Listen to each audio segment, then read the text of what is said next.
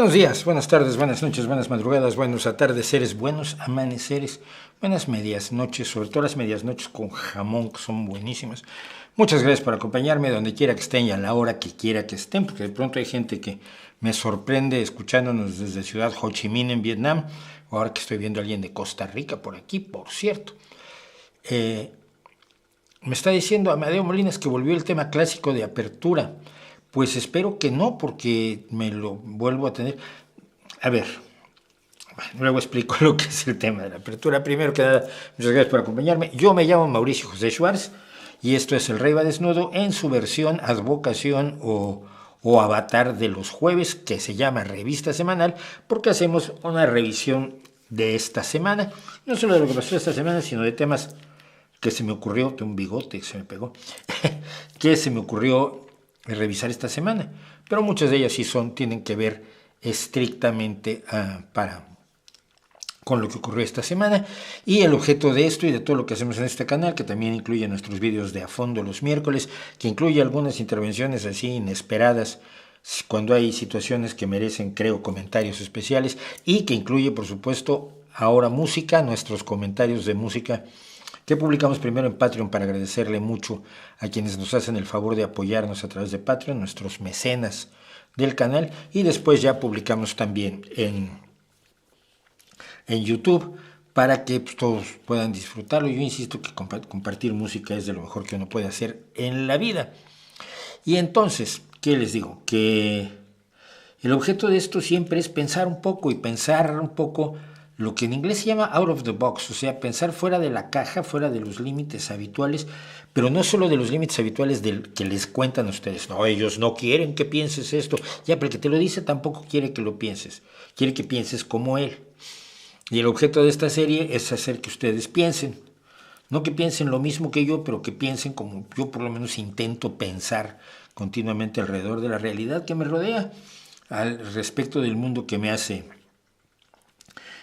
ser quien soy y que hace todo lo que está a mi alrededor ser como es, y tratarlo de abordar no según los dogmas o las conveniencias de unos o de otros. Dicho lo cual, ¿qué más? Tengo que hacer un montón de cosas. Les recuerdo que a las 8:30 tenemos nuestras cosas que sabemos. Es una serie que yo hice hace algunos años con base en los artículos que publiqué en El Correo durante 18 años. Todos los sábados hacía yo un artículo sobre ciencia y ahora los estamos usando para nuestro corte que hacemos a las 8:30 de la noche, para respirar un poco, para que ustedes vayan por un refresquito, o por lo menos yo vaya por un refresquito, porque ustedes si no conocen esto, pues deberían conocerlo, porque se pone bien. Me gusta mucho, me gustó mucho y lo hice antes de conocer, por cierto, a Débora García Bello, que se dedica mucho a esto y nos ha dado algunas charlas fenomenales sobre ciencia, tecnología y arte, pero esto es otra cosa, es la ciencia o la aproximación de los artistas a la ciencia, que ha dado como resultado cosas interesantísimas, y por alguna razón tengo precisamente a Picasso allí. Así que a las 8:30 tenemos la ciencia detrás del arte. Y por supuesto les tengo que pedir que nos apoyen en Patreon, que está arriba, es el símbolo que está arriba a la izquierda, y PayPal, que es el símbolo que está abajo a la derecha, que nos apoyen con una pequeña donación, ya sea mensual a través de Patreon o por una sola vez a través de PayPal. Lo necesitamos muy en serio, y estamos tratando de arreglar finalmente todas las cuestiones de audio, y estamos ya pensando en una nueva cámara y en algunas otras cosas, y todo esto cuesta dinero. Aparte, obviamente, no lo voy a negar nunca, aparte del tiempo que yo le dedico a esto, y que como hombre de izquierda considero que todo trabajo debe ser debidamente remunerado. YouTube nos deja algunos ingresos a través de la publicidad, pero es Patreon quien nos da un apoyo adicional importantísimo, así que pues se los tengo que pedir. Y dicho todo eso, y ahora que empezamos, me fui muy rápido. Se me olvidó el vídeo de ayer. Y lo peor del asunto del vídeo de ayer es que no tengo a mano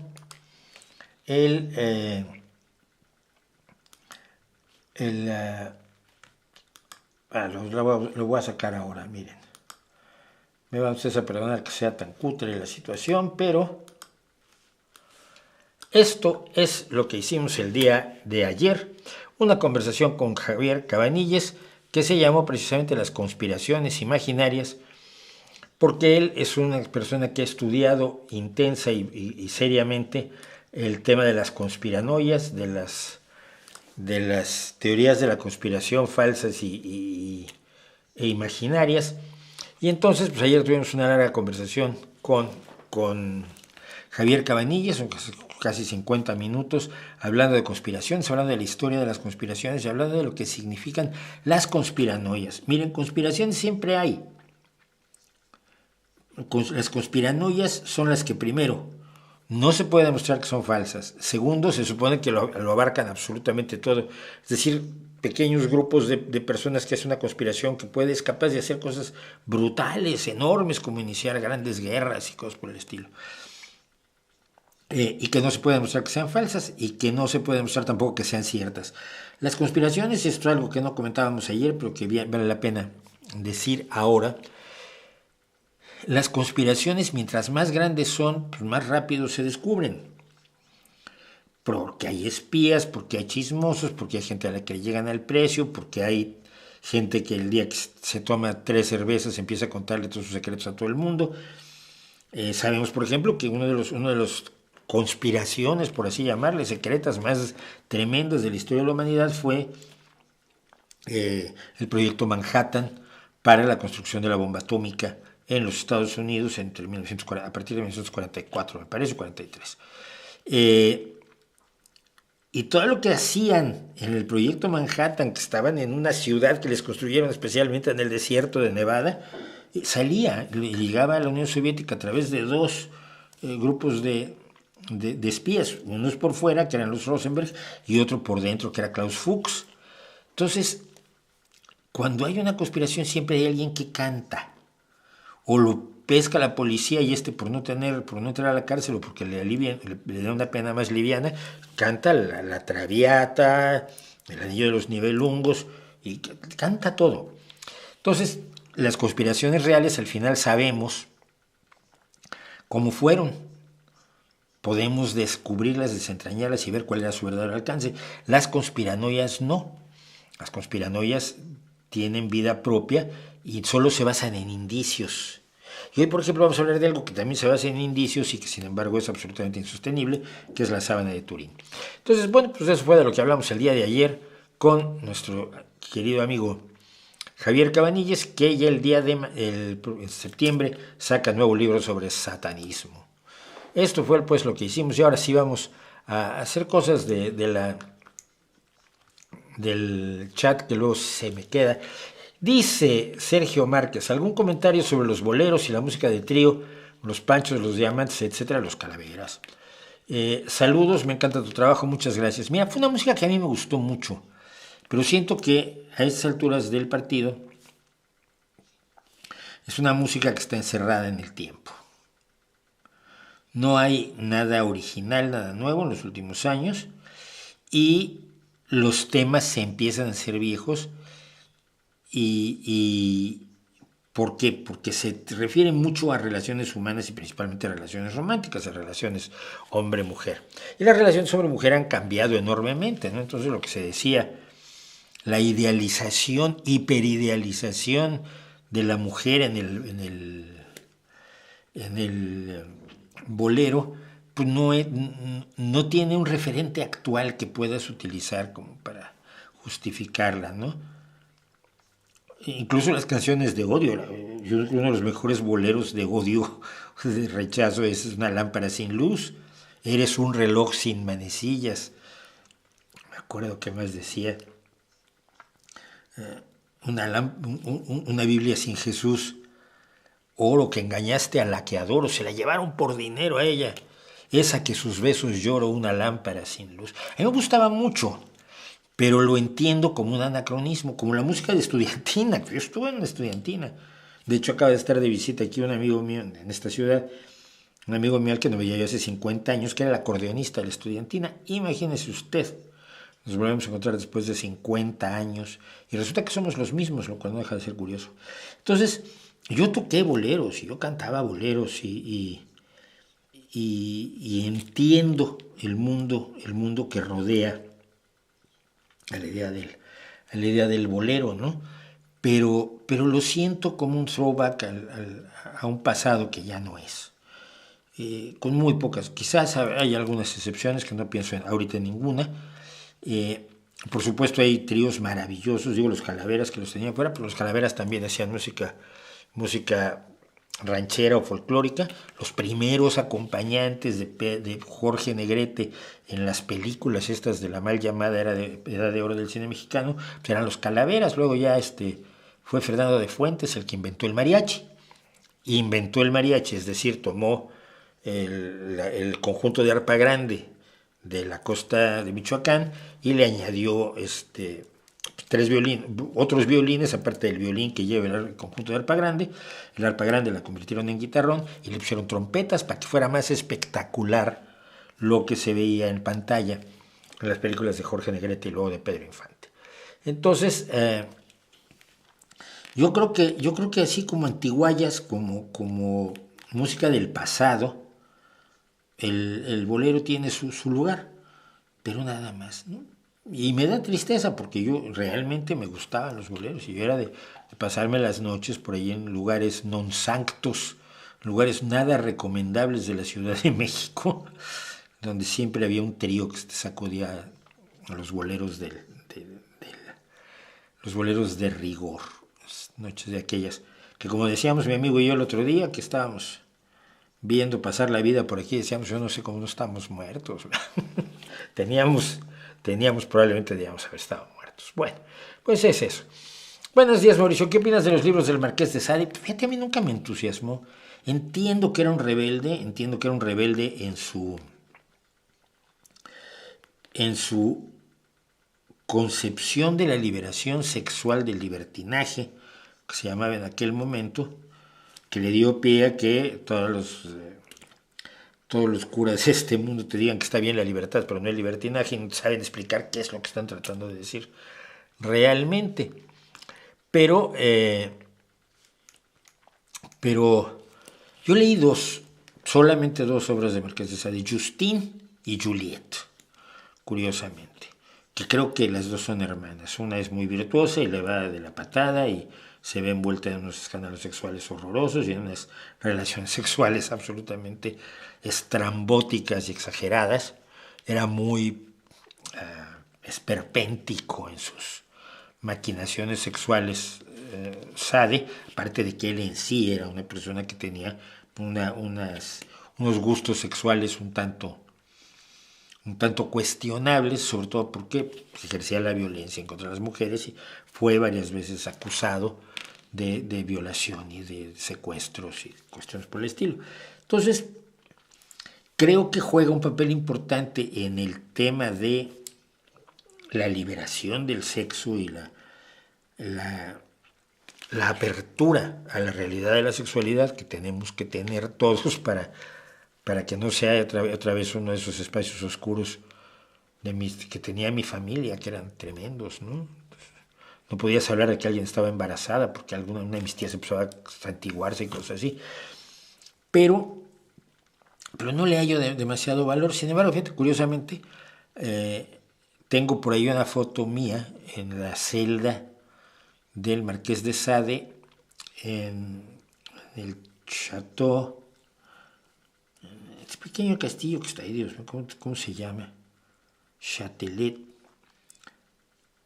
Y es uno de mis lugares favoritos de París, donde él estaba encerrado cuando lo toman de la Bastilla. No es cierto que lo liberaran de la Bastilla, pero no estaba en la Bastilla, estaba en este castillo medieval precioso, absolutamente visitable y delicioso, que yo ya he ido un par de veces. Entonces, pues esa es mi historia con el Marqués de Sade.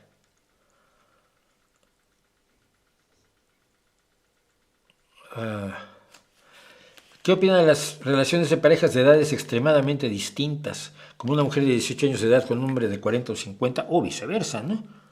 Un hombre de 20 años con una mujer de 60.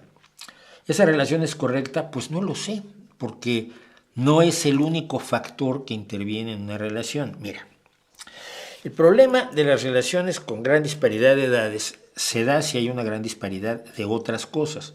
Es decir, cuando hay una relación de poder de uno sobre otro. Eso está mal, aunque tengan la misma edad.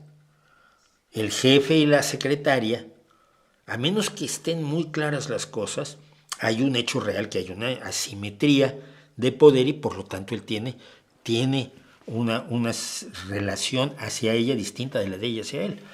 Entonces, en las relaciones de mucha diferencia de edades, pues lo que suele o puede pasar es que haya una disparidad en cuanto a experiencia, en cuanto a poder, en cuanto a capacidad económica, en cuanto a capacidad de manipulación.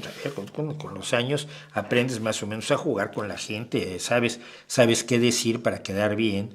Y entonces un hombre de edad con una chica muy joven y poco experimentada, pues la puede manipular con relativa facilidad. Y eso evidentemente no es correcto. Y es una de las razones por las que tenemos por lo menos una edad del consentimiento a los 18 años. Tú puedes decir que una chica de 16, 17, pues es sexualmente madura y me atrae por ser sexualmente madura, y tienes razón, pero ahí es donde tienes que pensar que no es emocional ni mentalmente lo suficientemente madura como para que tú, que eres mayor de edad, trates de establecer una relación de pareja o una relación romántica o sexual o de todo tipo con ella. O sea, tienes que respetar el hecho de que quieras que no tienes un colmillo que ella aún no tiene y lo puedes utilizar con mucha facilidad de manera adecuada. Pero puede haber casos de una gran disparidad de edades donde haya una igualdad de circunstancias, por supuesto. Estoy pensando en la última esposa de Gene Kelly, por ejemplo. Eran con 40 años de diferencia lo que los separaban o algo así, y ella hasta hoy te dice pues que nunca hubo esa disparidad. O en el caso de Charles Chaplin, su última esposa, que fue una O'Neill, la hija del dramaturgo, no me acuerdo no sé cuál era el nombre de O'Neill, famoso dramaturgo estadounidense, y él pues ya era un hombre de edad avanzada, frisando los 50, si mal no recuerdo, y ya tenía 18. Y sin embargo, pues, su relación permaneció hasta la muerte de él. En la década de los 70 y con una familia excelente y un montón de cosas. Entonces, no puedes usar, aunque es un indicador importante, no es el único factor que interviene en una relación de pareja. Y hay que analizar todos los factores que intervienen en una relación de pareja para determinar si hay allí una incorrección, no sé si llamarla inmoralidad, pero un cierto nivel de abuso. Y todo nivel de abuso en una relación de pareja pues es incorrecto. Que puede ocurrir exactamente al revés. ¿Por qué las profesoras que tienen relaciones con sus alumnos del bachillerato en Estados Unidos se considera tan escandaloso? Pues si tú dices, mira, yo cuando era adolescente, si esa profesora me hubiera dicho que sí, ¡uy, qué bien! Esto sí deja sobre todo que hable tu cavernario interior. Pero cuando lo analizas, el chaval es un títere, está siendo en la gran mayoría de los casos manipulado por una mujer con más experiencia, con más conocimiento, con poder, con autoridad sobre él, que no puede establecer una relación de igual a igual. Esto siempre se ve desde el punto de vista hombre mayor, mujer mayor, pero puede ser exactamente al revés. Entonces, creo que hay que tener en cuenta todos los elementos que intervienen, porque no hay nada más complejo que las relaciones humanas de pareja, pero en serio. Y al mismo tiempo que es enormemente complejo, es de lo más sencillo del mundo. Es lo increíble. Bueno, o por lo menos eso opino yo. Dejo aclarando que opino yo. El triunfo del miedo a los problemas de la sociedad posmoderna que no han podido resolver las democracias liberales será el final de la democracia. Yo no veo que la sociedad, primero que nada, no creo que exista una sociedad posmoderna. Segundo, no veo que tenga un miedo a los problemas, ¿no? Y no veo que ese sea uno de nuestros problemas más graves. Lo que no han podido resolver las democracias son otras cosas. Y básicamente son las disparidades entre países y las disparidades al interior de las sociedades. Si la socialdemocracia, sobre todo, y los liberales sociales en menor medida, se han esforzado por paliar las desigualdades cuando las desigualdades son tales que los más desfavorecidos viven con escasez y con necesidades y con hambre o con niños que no pueden ir a la escuela, con falta de medicamentos, con ropa inadecuada, con vivienda inadecuada, sin los elementos necesarios para tener una vida digna. Pero bueno, las sociedades más exitosas son aquellas que han logrado paliar la pobreza de manera notable. Pero las disparidades dentro de la sociedad no son solamente esas, y son las que muchas veces las democracias no han podido resolver, como es el problema o los problemas que explotan las ultraderechas autoritarias, nacionalpopulistas de la actualidad, ¿no? Principalmente el de la inmigración. A mí me vuelven a decir, pero es que hay una invasión, y tú dices, pero a ver, con toda la inmigración que ha habido hasta ahora en Europa hay un 5% de musulmanes, y de los 5% de musulmanes, los islamistas serán una fracción mínima, como lo son en todo el mundo los extremistas. 5% de la población no es una amenaza, la ultraderecha es una amenaza mayor si consideras que tiene mayor votación en las elecciones europeas, mientras que los partidos islamistas pues no tienen votos porque no hay. Son tan pocos que nadie va a votar por ellos y lo saben, casi como los viejos marxistas. Entonces, yo no creo que haya un miedo a los problemas que sea el que ponga en riesgo a la democracia, sino en la no resolución de otras desigualdades y otras disparidades. Y la inmigración tiene como origen la disparidad entre países. Oye, man, si tú puedes ver en la tele o en TikTok o en Instagram, en el cine, cómo se vive en Europa, cómo se vive en Estados Unidos, y tú vives con un tirano de mierda en un pueblo, en un país africano con miedo a la guerra, sin oportunidades, o con oportunidades que te llegan hasta donde llegas. Tratas de vivir mejor, te tratas de ir a Europa y a Estados Unidos, lógico. Porque no vienen, esto es la teoría de la ultraderecha, los que vienen son delincuentes, violadores y gente de los asilos psiquiátricos que dice Donald Trump.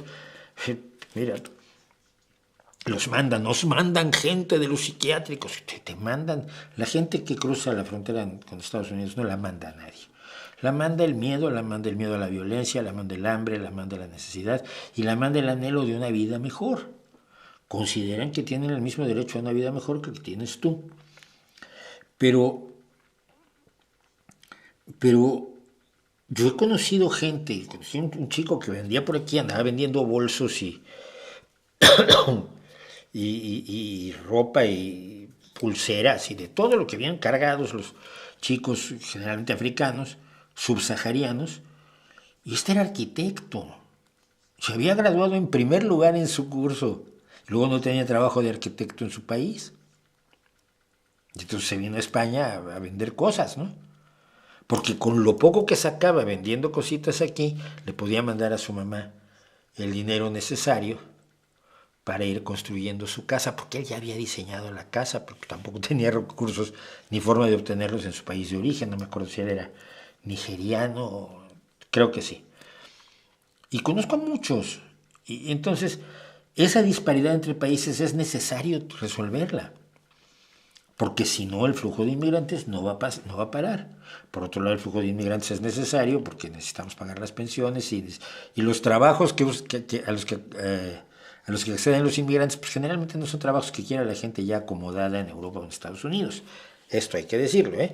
Tú dile a un estadounidense que por el precio que te cobra un mexicano por trabajar 8 horas piscando fresa, él va a trabajar 8 horas piscando fresa y no, vamos, se te ríe en la cara, si no es que te zumba. Así que creo que esos son los verdaderos problemas que tienen que resolver las democracias y que no las veo a veces muy por la labor o con la originalidad, la creatividad y el deseo de arriesgar lo necesario para resolver estos problemas.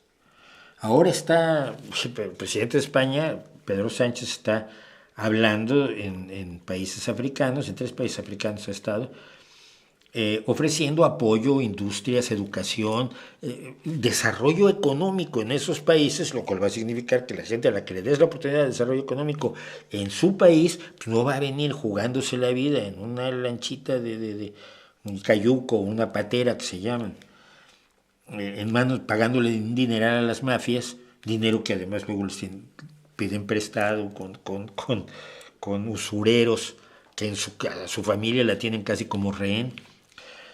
En vez de hacer eso, pues pueden desarrollarse económicamente, encontrar las oportunidades en su propio país, en Senegal, en Mauritania, en Costa de Marfil, en donde sea. Tienen derecho a ello como seres humanos. Y yo creo que eso es lo que hay que abordar. Por supuesto, el Pepe ya dijo que se estaba invitando a los inmigrantes a venir. Pues, no leíste lo que se está haciendo. Les da igual. Pero en fin, yo creo que ese es el problema, es un problema de las democracias. Qué triste que los voceros de Morena estén llamando conspiradores o traidores a quienes se oponen a la reforma judicial. A ver si ahora que tienen todo el poder le siguen echando la culpa al PAN. Sí, le van a seguir echando la culpa al PAN. Le van a seguir echando la culpa a quien sea menos a ellos mismos. Y la razón es muy sencilla. No hay ninguna capacidad de asumir la posibilidad de cometer un error. La dimensión tan extraordinaria del ego del narcisista de López Obrador y unida a la absoluta convicción de quienes lo rodean de que no van a dejar el poder en los próximos 100 años, lleva a que no reconozcan errores, pero por supuesto ataquen a cualquiera. Mira, voy a comentar algo, y lo vamos a comentar con una cosita que tengo aquí de Andrés Manuel. Fíjate, curiosamente, lo iba yo a usar después, pero ahora vamos a oír esto, permítanme.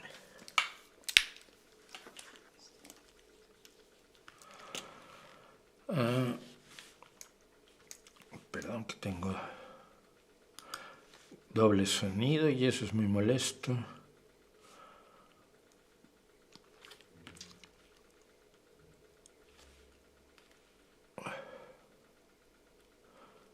Creo que es esto. Pero lo mismo, ¿no? Ahora con lo del Poder Judicial, ¿cómo?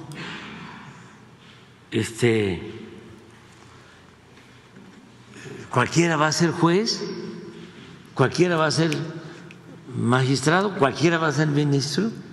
Y pues, si han habido ministros corruptos. Como ustedes ven, la lógica aquí es inexistente.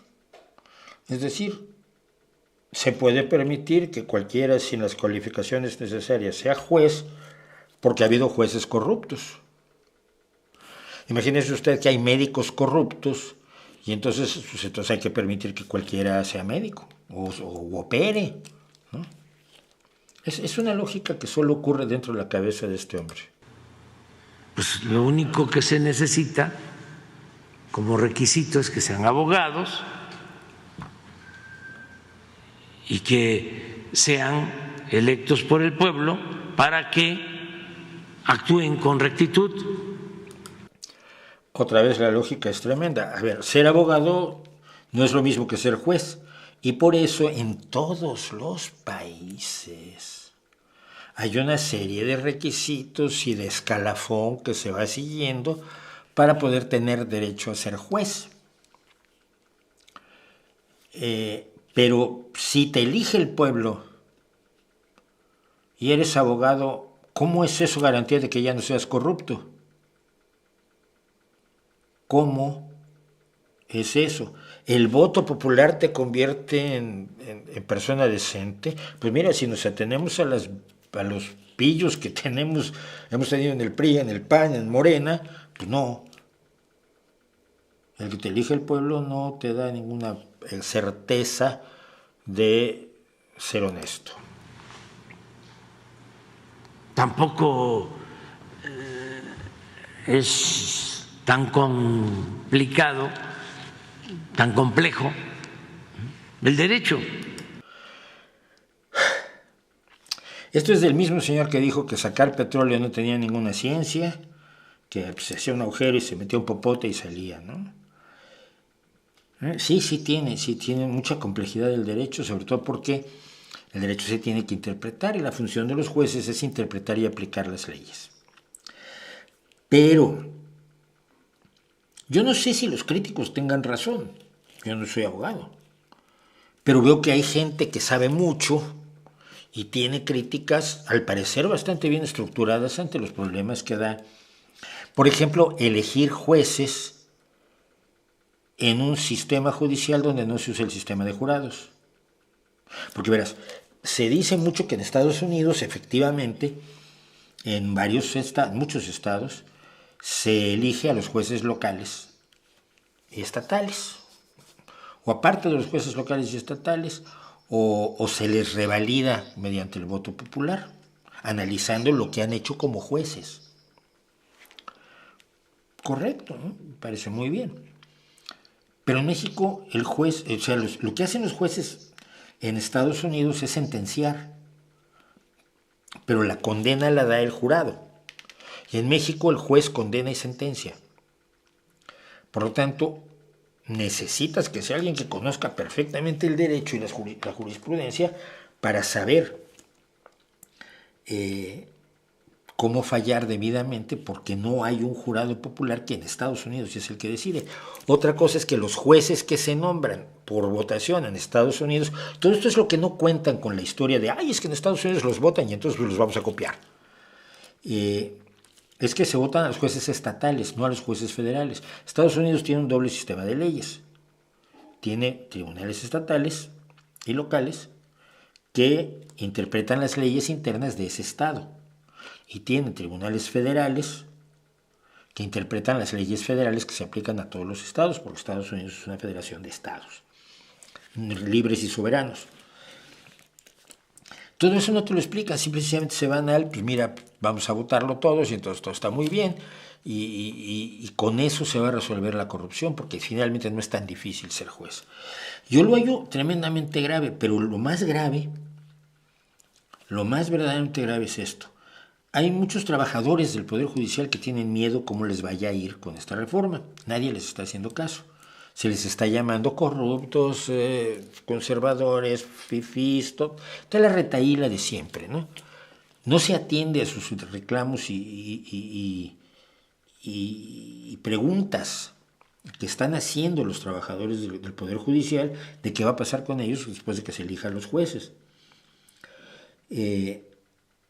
Pero incluso en España, yo lo veía el otro día y me quedé absolutamente helado. En el programa de la empresa de Pablo Iglesias de la Base, Canal Red, Ina Finogénova, como iba a ser que no, estaba diciendo que ellos habían estudiado la reforma judicial y que era magnífica y que todos los que se oponían eran de derecha, conservadores, movidos por Estados Unidos, por supuesto, asalariados por el imperio. Llegaron a decir que Estados Unidos, por las expresiones del embajador de Estados Unidos, que dijo, oiga, pues es que esto no está bien así porque los inversionistas están preocupados y fíjese usted que tenemos firmado un tratado de libre comercio entre Canadá, México y Estados Unidos y como esto nos afecta en términos del tratado, pues yo opino. Quizás no debió opinar, pero acabó la Ina Finogénova diciendo que querían derrocar al gobierno mexicano. Entonces, derrocar a un señor que se va dentro de un mes, pues es un poco estúpido. No creo que haya nadie que haga un complot así. Pero en ningún momento, o sea, en todo momento se dijo, quien se opone, quien critica, quien no está de acuerdo con la reforma judicial de Andrés Manuel López Obrador, es de derecha. Es proestadounidense, es maléfico, es malévolo, es lo peor. En ningún momento se toman los argumentos que pueden dar quienes se oponen a la reforma judicial, se analizan y se les responde, porque si están tan equivocados no debe ser muy difícil responderlos, ¿no? Debe ser muy fácil responderles a los argumentos, no con cosas como en Estados Unidos se elige a los jueces en 43 estados. Y ya, sin más contexto. El contexto que yo di, pues no se los dio la presidenta electa, ¿no? Se los dio Claudia, ni Andrés Manuel. el mensaje que se manda es tremendamente maniqueo, es de buenos y malos, es de no hay puntos intermedios, es de todo el que se oponga, todo el que critique el gobierno de López Portillo, fíjate nomás, yo pasé por ese gobierno, qué horror, ¿cómo se parecía a este? De López Obrador, pues es un reaccionario de derecha proestadounidense con las peores intenciones del mundo, porque la oposición de izquierda está bastante desaparecida en México y yo, que soy parte de la oposición de izquierda, pues yo recibo unos insultos horrorosos por parte de los... es que tú estás con Peña Nieto, pero ¿cómo crees? No, tú eres de Calderón, pero ¿cómo crees, hombre? Y yo decía todavía hoy mismo, y lo voy a leer, porque...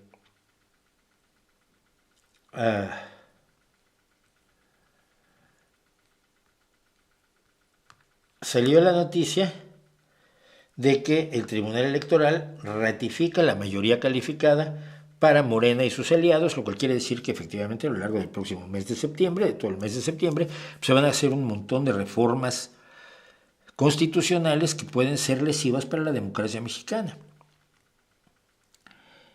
Y yo me opongo por eso, no porque sea yo enemigo del progresismo, porque yo siento que López Obrador no es progresista. Entonces hacía yo el siguiente comentario, decía yo, voy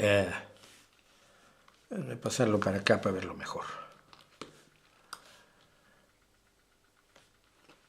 Decía yo, ¿se acuerdan del carro completo del PRI? El carro completo del PRI cuando ganaba la Cámara de Diputados, la Cámara de Senadores, la Presidencia, casi todas las gobernaturas y casi todas las presidencias municipales y las cámaras de diputados estatales, por supuesto.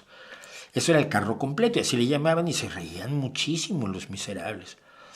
¿Se acuerdan del carro completo del PRI? ¿Se acuerdan cómo luchamos contra el carro completo porque era la negación de la democracia y la anulación de la pluralidad política?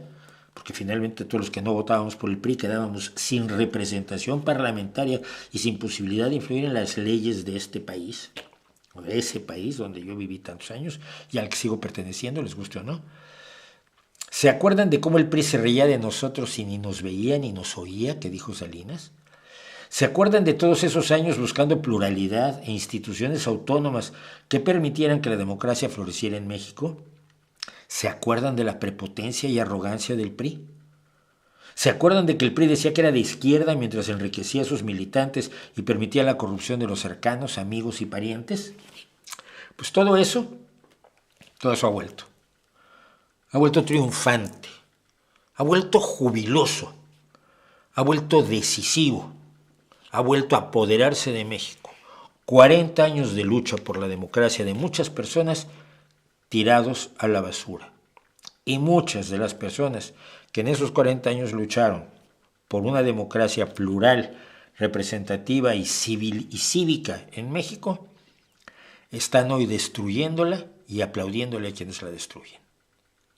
Son los mismos, estábamos en las mismas manifestaciones y hacíamos las mismas reuniones frente a las secretarías de Estado pidiendo, y frente a la Cámara de Diputados pidiendo democracia y libertad. Estaban conmigo, ahora ya no, ahora ya están en el nuevo PRI. Así que así estamos, amigos míos. ¿Podría ser útil que la ciencia descubriera cómo se genera la conciencia? Pues no lo sabemos. Sería tan irrelevante como la existencia o no del libre albedrío. El problema es, la conciencia es un fenómeno enormemente subjetivo. Pero si pudiéramos saber cómo se desarrolla ese fenómeno subjetivo, evidentemente nos ayudaría en el caso de personas que pierden su personalidad. Es decir, ¿qué tanta conciencia de sí mismo tiene alguien que tiene Alzheimer y que ha perdido la historia de su vida? Pues es tremendo, ¿no? Entonces, esa misma persona podríamos aprender cómo hacer que recupere su ser, porque tu conciencia son tus memorias. Tú tienes conciencia de ti mismo en la medida en que te conoces a ti en el pasado y por lo tanto planeas para el futuro. Yo no sé si sea posible, pero creo que sí sería útil, mucho más que lo del libre albedrío, porque en el caso del libre albedrío no es un fenómeno ni subjetivo ni neurológico. la existencia o no del libre albedrío es una cuestión meramente filosófica.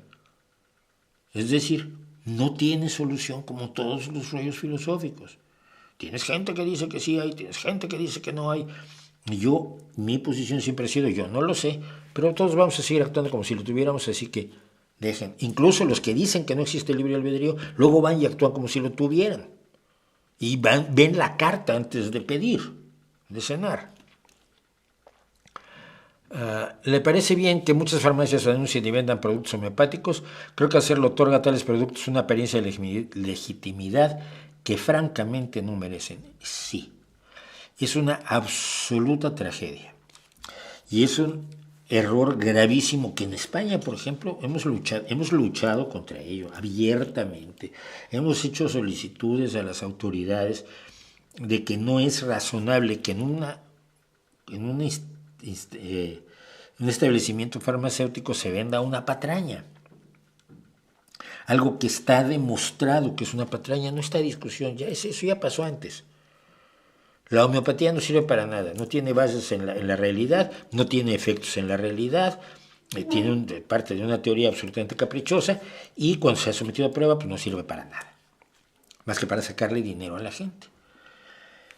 Es un escándalo y sin embargo no hemos logrado que las autoridades respondan a ello. Ha habido algunos momentos con algunas personas que han estado, sobre todo en los gobiernos de izquierda, en los gobiernos de derecha ni te lo plantees, pero en el gobierno de Sánchez, por ejemplo, logramos tener cierta atención cuando Pedro Duque, el astronauta, estaba a cargo de ciencia, y luego algunos de los que han estado a cargo de salud han movido el asunto de las pseudociencias, de las pseudoterapias, que son peligrosísimas y son verdaderos atentados a la salud pública, pero no hemos logrado avanzar con el tema de la homeopatía, ni con el tema de otras muchas pseudoterapias que le sacan a la gente el dinero y la dejan en riesgo de no tener la atención médica a la que tiene derecho y que tiene que estar basada en los conocimientos más avanzados que tenemos hasta hoy.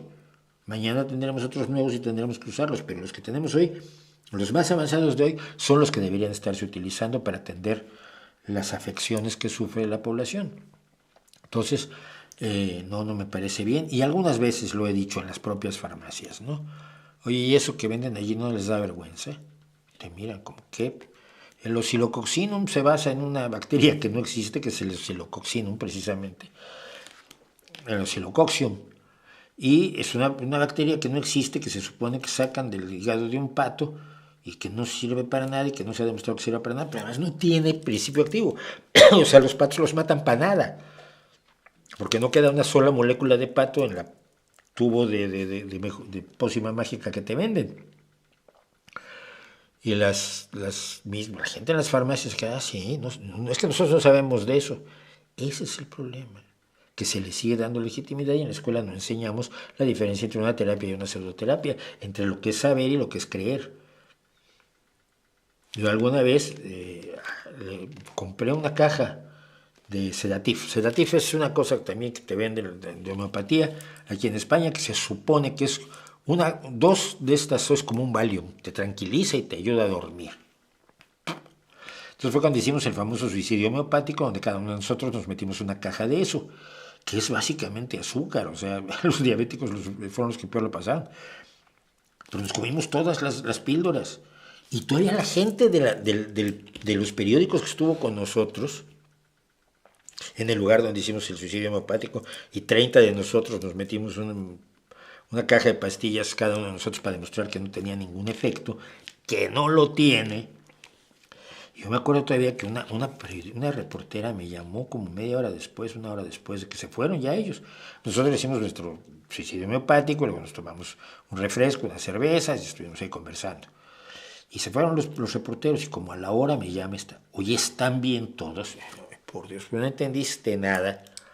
No nos creíste porque tu entorno vital a lo largo de toda tu vida te ha dicho que la homeopatía funciona. Entonces es muy difícil que tú dejes de creer en eso solo porque te hicimos un espectáculo que era bastante potente. Y fue a nivel mundial el suicidio.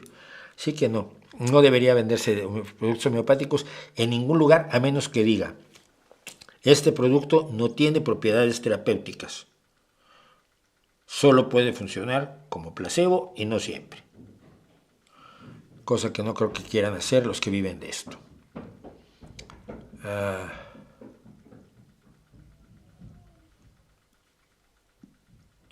Usted dice que todo tiempo pasado fue peor. ¿Aplica también para la música? No, hombre, yo me refiero a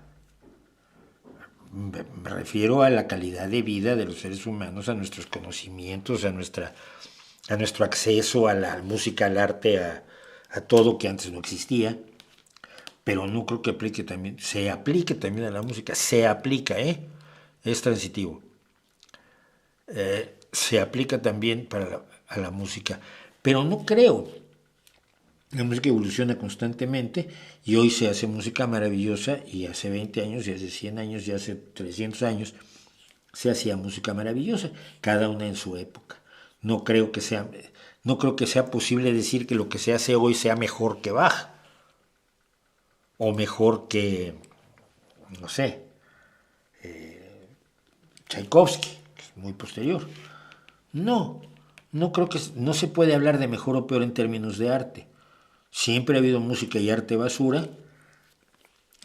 Ahora se glorifica mucho la música y el arte basura, pero al final se desaparecen. Piensen 10 éxitos perdurables y emocionalmente fuertes de la música disco.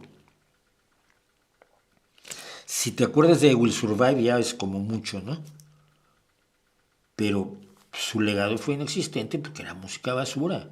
Su legado es escasísimo y poco relevante y nadie se acuerda con emoción. Ay, esa canción de música disco me da en el corazón, de verdad. No, hombre, te lo pueden decir de música boleros, de música ranchera, te lo pueden decir de vallenatos, te lo pueden decir de tangos, te lo pueden decir de un montón de formas musicales que han sido expresiones artísticas y no basura comercial. Entonces, no creo que tenga que ver.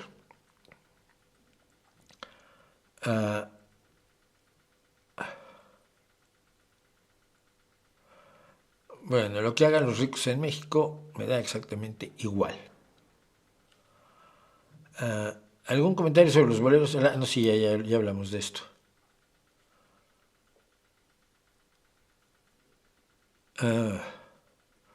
¿Se puede ser marxista y cristiano a la vez? ¿No es una contradicción enorme? O sea, tienen más en común de lo que imaginamos. A ver, en su origen, obviamente es una contradicción enorme. ¿Por qué? Porque el marxismo parte del materialismo filosófico. Luego lo convierte en materialismo histórico y dialéctico y son otra cosa, ¿ok? Pero el materialismo filosófico es aquel que te dice que el universo es material, que el universo es natural, que solo existe lo material en el universo y que no hay nada inmaterial, no hay nada sobrenatural o preternatural. Y entonces el universo es un sitio ordenado que puedes manejar. Eso no es que el marxismo lo invente, lo retoma, pero si crees eso, pues está muy difícil que creas en deidades. Lo que ocurrió mucho con la teología de la liberación fue que los creyentes en Dios, sobre todo católicos, asumieron que Dios, que el mensaje de Cristo favorecía a los pobres. Entonces, como la ideología que parecía favorecer a los pobres, por lo menos la más conocida, era el marxismo, supusieron que podían adoptar el marxismo como forma de abordar la lucha contra la injusticia a través de la lucha de clases y buscando una justicia y una igualdad que podía dar la propuesta comunista de la socialización de los medios de producción. Entonces es un maridaje extraño, pero que tiene puntos en común, sí, en cuanto a la búsqueda de la justicia. Yo quiero justicia. ¿Quién la ofrece justicia? Pues es que los comunistas dicen que el marxismo es el camino a la justicia. Pues entonces me interesa. Ya luego descubres que no era. Pero en un momento dado, hombre, era muy difícil no creer, no habiendo otras opciones en los años 30, 40, 50, pues que el único camino para liberarte de las injusticias, la desigualdad, etcétera, pues era el marxismo. No te contaban otro. El dominio académico y filosófico del marxismo fue tan grande que hoy mismo la gente cree que la mayor parte de la izquierda es marxista. cuando los partidos marxistas tienen muy pocos militantes a nivel mundial y no votan por ellos más que sus familias y a veces ni ellos. Y la socialdemocracia, en cambio, tiene partidos en todo el mundo, tiene cantidades brutales de militantes y gobierna países enteros y los ha gobernado y los seguirá gobernando. Y mejorando la situación, hombre, no de manera revolucionaria para arreglarlo todo de ayer a hoy, pero mejorando la situación de la ciudadanía y de los más desprotegidos. Pero mucha gente todavía ve a un socialdemócrata como yo y piensa que soy comunista y marxista. Soy anticomunista y antimarxista. Así que yo creo que sí se puede ser cristiano y marxista en cierta medida o en una parte de los análisis de la sociedad, más que de la economía, de Carlos Marx, y que se pueden compartir, y fue lo que hizo precisamente la teología de la liberación o la de la opción preferencial por los pobres, que llegó a niveles tales como que Gaspar García Laviana, que tiene una calle aquí a 400 metros de donde estoy yo, 500, era un sacerdote asturiano que se fue a pelear a la guerrilla, no me acuerdo si colombiana o nicaragüense, se fue a pelear a Nicaragua. Gaspar García Laviana, estaba también o el otro cura guerrillero, no me acuerdo de su nombre ahora, Camilo, no me acuerdo del nombre. Es que son historias de allá de los años 60, cuando en América Latina pues, la palabra socialdemocracia no salía en el diccionario, vaya, ¿no?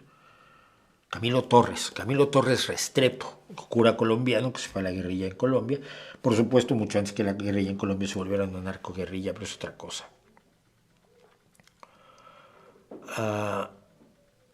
David Tribeño, no sé de dónde sacas tus datos, no te voy a aceptar esas preguntas a menos que empieces a darme de dónde los sacaste, me parece que te lo vas inventando directamente, entonces no contesto tonterías.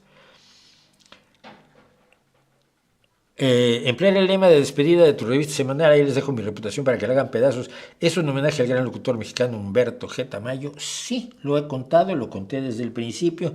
Fui a los 9 años de edad un gran admirador del programa de Un Solo Hombre de don Humberto G. Tamayo, y probablemente es de las cosas que me empujaron a interesarme en ser un comunicador, ¿no? Veía yo el programa, era un programa de media hora, yo aquí me meto 3, pero un programa delicioso. Luego conocí al hijo de Humberto G. Tamayo, trabajé con un hijo de Humberto G. Tamayo, alguna vez tenía unas grabaciones brutales de la publicidad que él mismo escribía y grababa para la radio, y me acuerdo que usamos para una cuestión de radio, de la historia de la radio, el reel de grabaciones que tenía de su padre este chico, y sí, lo quiero muchísimo, y por supuesto que sí, que es un homenaje a don Humberto G. Tamayo, a quien le tengo un enorme respeto. ¿Qué piensas sobre que un ingreso universal básico, es mejor dar un ingreso universal básico que brindar servicios públicos por parte del Estado? Se lo he escuchado a varios de derecha ayer, y ayer a Visual Política. Pues Visual Política es otro de derecha, o sea, en varios de derecha ya incluye Visual Política. Mira, no, y voy a explicar por qué. Si yo, Estado, pongo un hospital, compro los medicamentos, contrato al personal médico como funcionario del Estado, con salarios generosos, pero de ninguna manera delirantes. En España nadie se hace rico siendo médico, por lo menos en la medicina pública. Se vive muy bien, pero rico no se hace nadie. Los estadounidenses flipan cuando vienen aquí. Pero ¿cómo los médicos no tienen un Bugatti Veyron y un yate en Mónaco para irse 3 meses a navegar porque el dinero que ganan los otros 9 meses aquí en España? No, son trabajadores del Estado. Bien, si yo tengo todo eso y eso lo pone una empresa privada, yo en vez de darte la atención médica, hubo 170,000 trasplantes en España de la sanidad pública el año pasado. 170,000 trasplantes de órganos hechos por médicos del Estado, en quirófanos del Estado, con materiales consumibles adquiridos por el Estado. Si yo, en vez de darte la sanidad pública a cambio de que tú pagues tu seguridad social todos los meses, te doy dinero o dejas de pagar la seguridad social. Cuando necesitas ese servicio médico, te va a resultar mucho más caro. Los médicos van a cobrar más, las farmacéuticas pues, estarán tratando con hospitales, pero no con todo el Estado. Entonces le comprarán, un hospital te compra aspirinas, pero no es lo mismo que te compre aspirinas todo Asturias. Pero además los dueños del hospital tienen que ganar, y la ganancia lógica sobre la facturación es del 30%, ¿no? Entonces, ese trasplante que te hace la sanidad pública sin cobrarte dinero extra, a eso le llamamos gratis sabiendo que no es gratis, para que no lloren los de VisualPolitik que no entienden matices. A ti no te cobra nada por ese trasplante. Y tú, con el dinero que ya no diste a la sanidad pública o con los 1,000 euros que te puedan dar al mes, pues no tienes para pagar los 40 o 50 mil euros que va a costar eso. No solo que aumentan los precios, sino que a veces tienes que pagar las utilidades, beneficios o ganancias de los accionistas. Yo lo he dicho, yo veo en este ojo gracias a la sanidad pública española. Me han puesto 8 inyecciones de unos anticuerpos monoclonales que cuestan más de 2,000 euros cada inyección en el mercado estadounidense. O sea, me han metido 2 por 8, 16,000 euros. No tengo 16,000 euros para salvar mi ojo. Y no creo que me pudiera dar suficiente dinero, más allá de lo que llamas tú, precisamente un ingreso universal básico, para pagármelo. Un ingreso universal básico es el mínimo. El salario mínimo interprofesional en España es un poco más de 1,000 euros. Le das 1,000 euros a cada adulto al mes. Y el día que necesita un trasplante de corazón se muere. Se muere y no da lata, porque no se lo va a poder permitir. Y el día que llega mayor, pues si no pudo ahorrar en su cuenta de pensiones privada con el Banco Santander, pues entonces se muere de hambre también. Pero es que Santander invirtió mal y perdió el dinero de los fondos de pensiones. Pues ni modo, es parte del riesgo. Invertir siempre es un riesgo, te dirán en VisualPolitik. Y entonces el trabajador que invierte en un fondo de pensiones su ahorro mensual para poder tener una vejez sana, una vejez tranquila, pues ya lo jodiste. Y entonces al niño le tienes que pagar la escuela. Pero entonces los dueños de la escuela quieren ganar dinero, quieren sus ganancias a cambio de su inversión. Y entonces de pronto, pues con 1,000 euros al mes tienes 3 hijos y no puedes pagar 3 colegiaturas. Y si tienes uno, tampoco puedes pagar una. Es una tontería enorme de los fans de la mano invisible del mercado que nunca han tenido la necesidad de beneficiarse de los servicios sociales que se pagan con los impuestos. Porque todo esto está destinado a que cobren menos impuestos a los más ricos. ¿Sí? Es el objetivo final. Es que el dinerito se lo ahorren los más opulentos de España, el 10% más o menos de la población, que de por sí ya paga pocos impuestos. Entonces, lo que creas es una mucho mayor desigualdad. Si el Estado gestiona, obviamente si el Estado gestiona corruptamente tenemos un problema, pero si el Estado gestiona bien, y en España se gestiona bien, en España se gestiona razonablemente bien y pocos casos de corrupción y muchos de ellos son descubiertos y sancionados. Cuando el gobierno gestiona bien, te va a salir mucho más barato todos los servicios que están subvencionados por el fondo público, por el tesoro público, que es la caja común que tenemos todos, el seguro de vida que pagamos todos, para luego pues, dar el dinero al que se muere. El seguro contra incendios que pagamos todos y que sirve para pagarle su casa al que se le quema, pero que no se nos quema a todos nosotros, ¿no? Y no por eso es injusto pagarte un seguro de incendios. Así que, volvió el tema clásico de apertura, ¿pudiste solucionar el tema del copyright? Esto es lo que me preguntaban antes. No, es que a ver, no es un problema de copyright. El problema es que yo tengo licencia para usar esa música, pero me lo piden en cada uno. Ahora me doy cuenta que lo están haciendo en cada uno, sí. Están yendo a cada uno al pasado y dicen, el número 161 no se puede porque tiene esta canción, aquí está la licencia. Vale, el número 160 no puede porque tiene este. Y así están yendo uno por uno. Es pesadísimo. Entonces lo cambié y si está el original tengo que cambiarla, porque ya me lo voy a venir. Lo cambié por una que no tiene esa revisión, no tiene ese sistema de revisión continua de todo lo que haces. Hombre, teóricamente, si soy el productor yo y tengo la licencia, pues la licencia se aplica a todas las producciones que yo haga, que es cierto, pero que te la tenga yo que dar en cada producción que hago, pues es mortal. Gracias a Jorge Esquivel desde Costa Rica y felicitándome, pues, no sé si lo merezco, pero vale. ¿Qué responde a los que se van contra la ley de memoria histórica o la ley de memoria democrática que dicen la memoria es subjetiva? La memoria es subjetiva, déjame ver. Yo me acuerdo que al tío de un chico que conozco lo mataron en un camino cerca de Mieres y lo enterraron allí. Él se acuerda muy bien, su padre se acuerda mucho más, su padre era muy jovencito, el padre cuando mataron al abuelo. Y ahora que hicieron una excavación, pues ya lo encontraron y le dieron los huesos a la familia para que lo pudiera enterrar. Sobre todo la mamá, que es muy católica, sentía que necesitaba tener los huesos de su padre para poder estar en paz. Nota la subjetividad de allí, tropa de imbéciles. La memoria histórica no es subjetiva, no es cambiante.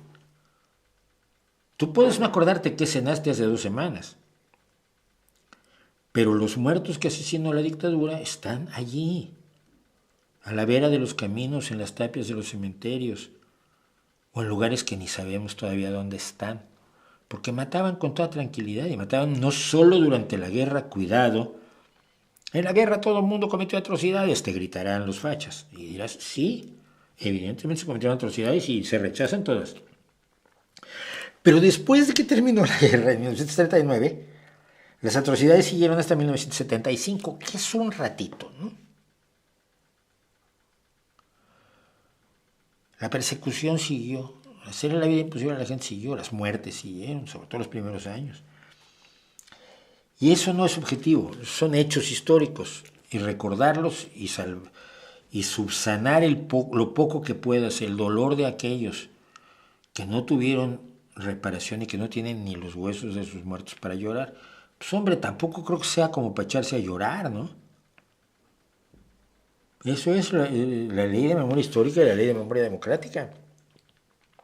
Porque a todos los que sufrieron las atrocidades de republicanos, que fueran no parte del ejército republicano, da igual, que fueron asesinados brutalmente, sin deberla ni temerla, por gente de la República, todos ellos han sido enterrados como debe ser, han sido exaltados, a sus familias se les dieron estancos de tabaco, sobre todo los estancos se dan mucho para las viudas, facilidades de todo tipo, oportunidades, dinero, mensualidades, etcétera, etcétera. Es decir, la tragedia que sufrieron esas personas y que no se niega que sea una tragedia, pues se subsanó dentro de lo posible. Los otros no, los otros apenas se los están desenterrando. Tengo una amiga que trabaja voluntariamente cuando se puede financiar una excavación que ellos no cobran, pero cuesta dinero de todos modos llevar una máquina que quite por lo menos las capas superiores de la tierra. Cuando se financia una excavación, está ayudando a la gente a encontrar a su familia, porque es gente que desde 1940, 41, 39, 38, 37 ha pasado por el mismo sendero y sabe que su tío está allí, que su abuelo está allí, que ahí están los restos de parte de su legado y de sus ancestros. Y pues no es justo que estén a la vera del camino, ¿no? No digan estupideces, diles. Me gustó mucho ver a Javier Cabanillas ayer por el canal, que fue gracias a él que conocí tu blog del retorno de los charlatanes. Mira qué curioso que lleguen a mí a través de Javier. ¿Qué programas usas para tu canal en cuanto a edición, los thumbnails y tu audio? A ver. Para el audio de los miércoles uso Audacity, no necesito más. Para la edición uso DaVinci Resolve, que es gratuito. Salvo tiene algunas cosas así muy cinemáticas, muy cinematográficas, que tendrías que pagar 300 euros, pero no he sentido la necesidad de pagarlos. Entonces uso DaVinci Resolve. Para esto uso iCam, la plataforma que, que utilizo para la transmisión los jueves, se llama iCam. Tengo un micrófono Sennheiser Shotgun. Tengo aquí el Shure que usaba antes, que ahora está un poco espera un tantito, a lo mejor lo guardamos. Están los inalámbricos nuevos que estamos trabajando también con ellos los miércoles. Y para los gráficos uso Photoshop porque he trabajado con Photoshop mucho como fotógrafo, entonces pues me resulta lo más sencillo trabajar con Photoshop, ¿no?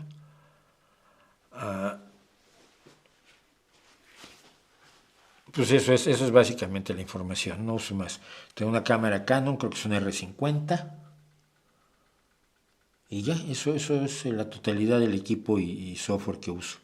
Audacity básicamente lo uso para limpiar un poco, ni siquiera para ecualizar, para limpiar y comprimir el audio, porque tengo muchas variaciones de volumen. Cuando hablo y estoy consciente de ello, pues sin embargo no puedo hacer nada al respecto. Y además sería horroroso que fuera yo monotónico. Entonces luego lo que hago es comprimir el audio un poco, limpiarlo de ruido y ya, no hay mucho más. Javier Santolaya dice que solo cuando muera obtendrá respuestas a preguntas como ¿qué es la muerte? ¿Es esto epistemológicamente correcto? No sé qué sea epistemológicamente. Pero si te mueres y no hay nada, no obtienes la respuesta. O sea, para obtener la respuesta necesitas estar presente. Si al morirte desapareces, así como apareciste cuando naciste y luego te desarrollaste, y cuando mueres tu conciencia desaparece, no es posible que obtengas una respuesta, ¿verdad? No tienes el sistema vital necesario, la personalidad necesaria como para decir, sí que no hay nada. ¿Qué cosas? Bueno, qué bueno que me enteré que no hay nada después de la muerte.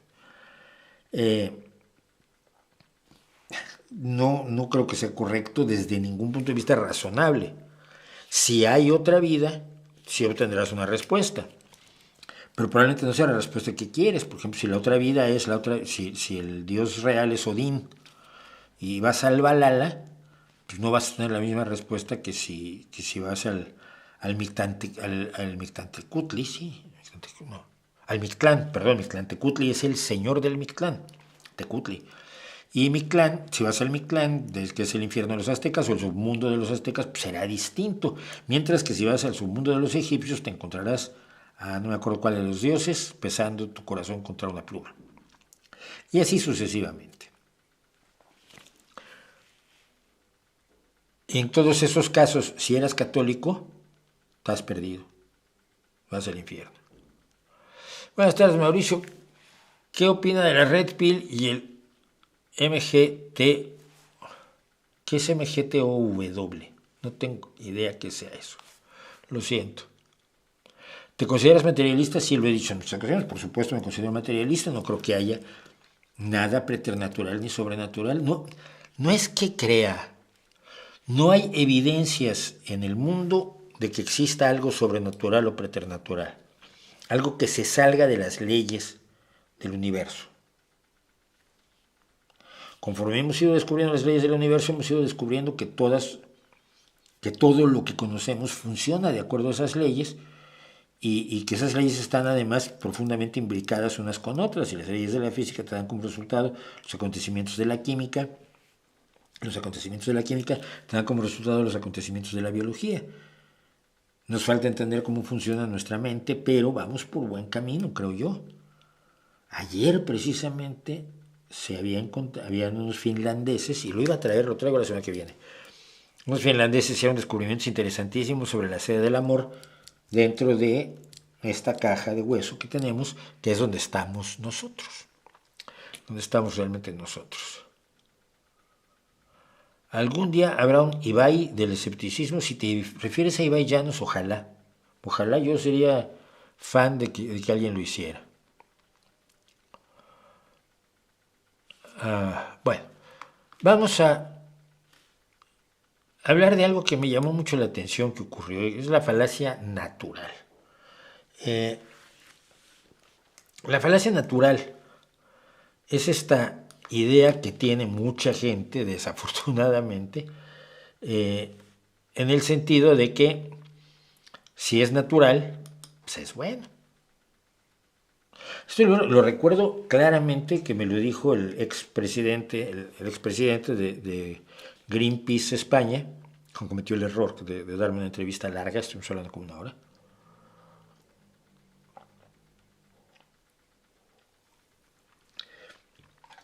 Y él me decía, yo decía, bueno, ¿por qué estás en contra de los transgénicos? Sí, tienen todas estas ventajas y no tienen ninguna desventaja, no han demostrado tener ninguna desventaja. Es que nosotros creemos que lo natural es mejor. Vale, yo puedo creer lo que sea, pero esas creencias no deben serlo, no deberían ser la forma de que tomes decisiones y ejerzas un presupuesto tan bestial como el presupuesto que tiene Greenpeace para influir de manera además muy manipuladora, cada vez más. Si uno ve los anuncios, luego Greenpeace pone anuncios antes de estos videos, véanlos ustedes, o sea, la manipulación es de todo, de lo más delirante. Para cambiar las políticas de países enteros, si no lo sabes y solamente lo crees, a mí me parece de locos, ¿no? Me parece completamente de locos. Entonces, bueno, resultó que con esta ilustración que me parece genial, un señor que se llama Simon Mechling y que es químico, se dedica a la química, la ciencia y la innovación, mencionaba algo de la falacia natural que quisiera yo compartir. Puedo decir con confianza que no crees, que usas la falacia natural pero no crees en ella, porque en este momento estás usando una computadora o un smartphone. Si no, no me estás viendo, ¿ok? Tienes acceso a internet, si no, no me estás viendo. Probablemente llevas ropa, salvo que estés en una colonia nudista. Estás disfrutando los beneficios de la tubería, plomería o fontanería modernas. Es decir, tienes un excusado, tienes agua corriente, tienes un drenaje que se lleva el agua sucia, etc. Probablemente tienes una nevera, refrigerador o frigorífico lleno de alimentos que no ocurren en la naturaleza, aunque sean orgánicos. Y esto va desde el pollo común y corriente que comemos todos hasta los tomates rojos y las sandías sin pepitas. Probablemente incluso tienes un automóvil. Todos estos son testamento del hecho de que somos capaces de mejorar la naturaleza. No digas que la naturaleza sabe mejor cómo son las cosas cuando realmente no lo crees. Mira, la falacia de lo natural la escuchamos constantemente en contra del progreso. Y la gente siempre para denigrar el progreso, pues usa los peores momentos del progreso, ¿no? La contaminación de los autos, muy mala, luchamos contra ella. Las armas nucleares, ya pues hemos tratado de que no se usen y solo se han usado en una ocasión, dos bombas en una ocasión concreta, que fue en 1945, el fin de la guerra con Japón. Pero hemos logrado que no se usen. Siempre hay argumentos que son enormemente específicos en contra del progreso material. Pero todos nosotros vivimos en un mundo antinatural. El mundo natural nos mataría, nos quiere matar. El ser humano apenas puede vivir en una pequeñísima franja alrededor de los trópicos, a una altura determinada, porque a grandes alturas, incluso en esa franja dentro de los trópicos, pues no se puede vivir razonablemente. En una franja de tierra, porque en el agua no puedes vivir. Y su intento por superar la naturaleza, le ha permitido al ser humano salir de la garganta de Olduvai en África a vivir en los polos, no, sobre todo en el polo norte, perdón, a vivir en el desierto, a vivir en todo el mundo porque se hizo ropa, que mencionaba la ropa este tuitero, se ha hecho ropa que le permite sobrevivir a las graves amenazas que le representa la climatología en ciertos lugares, ¿no? Si un beduino sin los ropajes beduinos, pues se asa en pocos días. En nuestro afán por superar a la naturaleza, hemos creado medicamentos que nos permiten que los seres naturales no nos maten, las bacterias y las víboras y los parásitos. Hemos superado a la naturaleza. El ser humano ha superado a la naturaleza que había antes de su llegada. Y cuidado con esto, porque esto de que antes de su llegada es importante. Superando a la naturaleza hemos podido recorrer el mundo y conocer a gente muy distinta y culturas distintas y apreciarlas.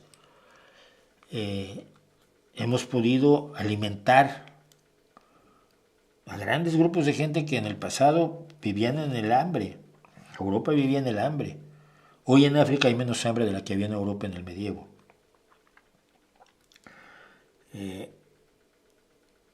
Hemos logrado viajar a la luna, aunque algunos no lo crean, 6 veces, eso se les olvida a algunos. ¿Por qué no volvemos?, decía uno. Volvimos 7 veces. Fuimos 6 veces, volvimos, no sé, 12, 14, 15, 16, 17, volvimos 5 veces, ¿sí? Y la sexta pues no nos salió y fue al Polo 3 y entonces hicimos una película. Hicimos películas, las películas no son naturales. Los libros no son naturales, las novelas no son naturales, la música no es natural, las guitarras no son naturales, no hay un árbol de guitarras, y eléctricas menos, ¿no? Ni un árbol de armónicas, ni un árbol de violines. Todo eso lo hemos hecho a contrapelo de la naturaleza que había antes de que apareciera el hombre. Pero luego hay un problema, y piénsenlo. ¿Somos producto de la naturaleza, sí o no? Todo lo que nos dice la biología es que evidentemente somos un producto de la naturaleza. Somos seres que viven, crecen, se reproducen y mueren como lo que somos. Primates, parte de una familia de homínidos, homininos, que hemos evolucionado igual que evolucionan las margaritas, los camaleones y las jirafas. Somos objeto del mismo proceso evolutivo. Pero nuestro proceso evolutivo dio un resultado curiosísimo, que es el del uso de nuestra cognición para ciertas cosas. O sea, somos perfectamente naturales. Y por lo tanto, todo lo que hagamos, desde mi punto de vista al menos, debería poderse conceptuar como natural. Mira, este es Scooby-Doo. Scooby-Doo no existe en la naturaleza. El personaje no existe en la naturaleza. Es un personaje inventado y luego dibujado fingiendo un gran danés caricaturizado. En vez de la gracia del gran danés es torpe y patoso. Está hecho de plástico. El plástico no existe en la naturaleza. Los dibujos animados en los cuales salía él pues no existen en la naturaleza. ¿O sí? Si los hicimos nosotros, que somos producto de la naturaleza, entonces el plástico es natural. Y los dibujos animados son naturales. Y el dibujo del personaje es natural. O todo lo que ha hecho el ser humano es antinatural, o todo es natural. Pero esa idea de esto es natural y orgánico y aquello es artificial y sintético, no vale. Mucho de lo que llamas natural y orgánico ya está tan alterado. El maíz, las manzanas, los pollos, las vacas, el brócoli, todo eso se ha modificado tanto que no puedes decir que sea exactamente natural. El brócoli, la col, la coliflor y varias cosas más, y las colecitas de Bruselas, son la misma planta que hemos modificado para tener resultados distintos. Pues es alucinante. Es la misma planta, simplemente modificada por el ser humano. Hemos modificado el maíz, hemos modificado el trigo, hemos modificado las frutas, Lo hemos modificado todo con nuestra influencia porque estamos interrelacionados con el resto del mundo natural con el que vivimos y lo afectamos como ese mundo natural nos afecta a nosotros. Tengan mucho cuidado con la gente de la falacia natural porque son unos hipócritas. Y ese es el peor problema. Lo saben.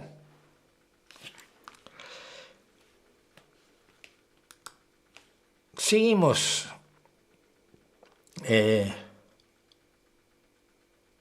Sobre el humor, ¿cuándo se justifica su uso? Siempre. ¿Cuándo no? Nunca. ¿Tiene límites? No. ¿Qué humoristas te gustan? Un montón. Voy de por humoristas de los más diversos del mundo, desde Chaplin hasta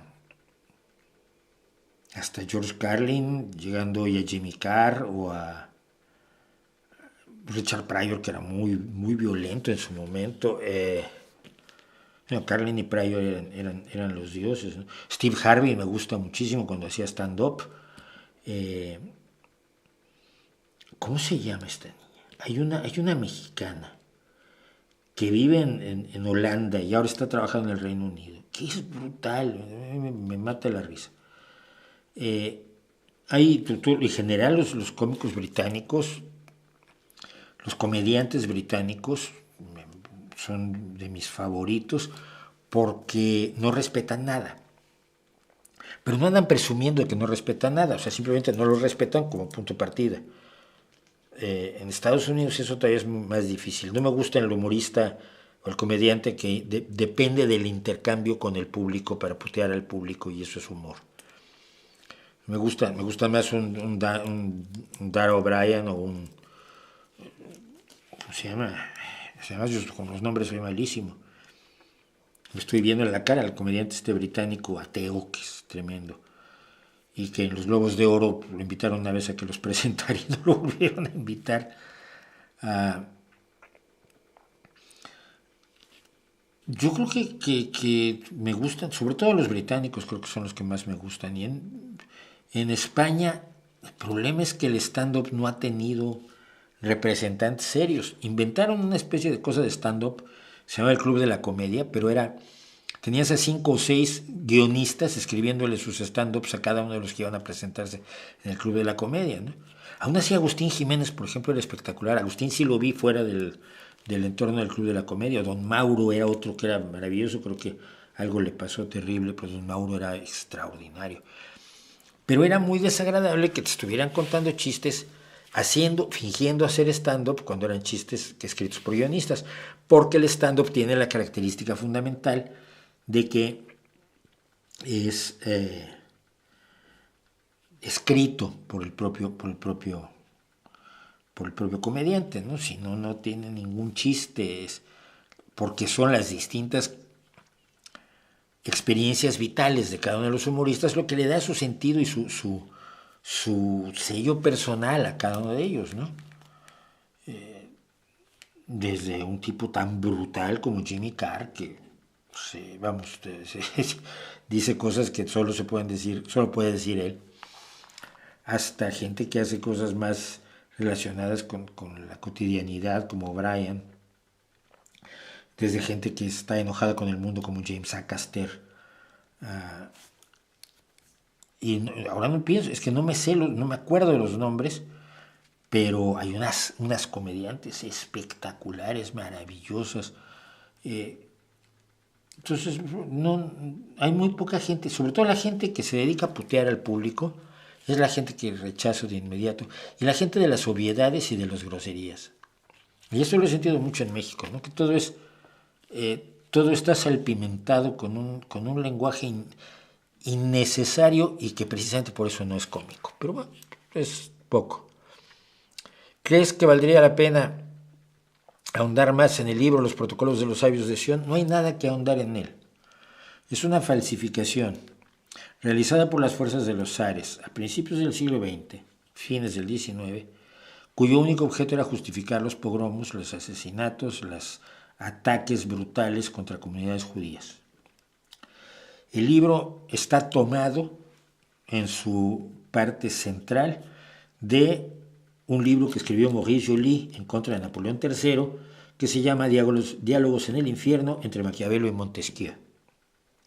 Y él lo hacía para atacar a Napoleón III, y todo lo que él decía sobre Napoleón III lo cambiaron para decirlo en contra de los judíos. Pero si tú los pones uno junto al otro, paralelos, los textos, es exactamente el mismo texto.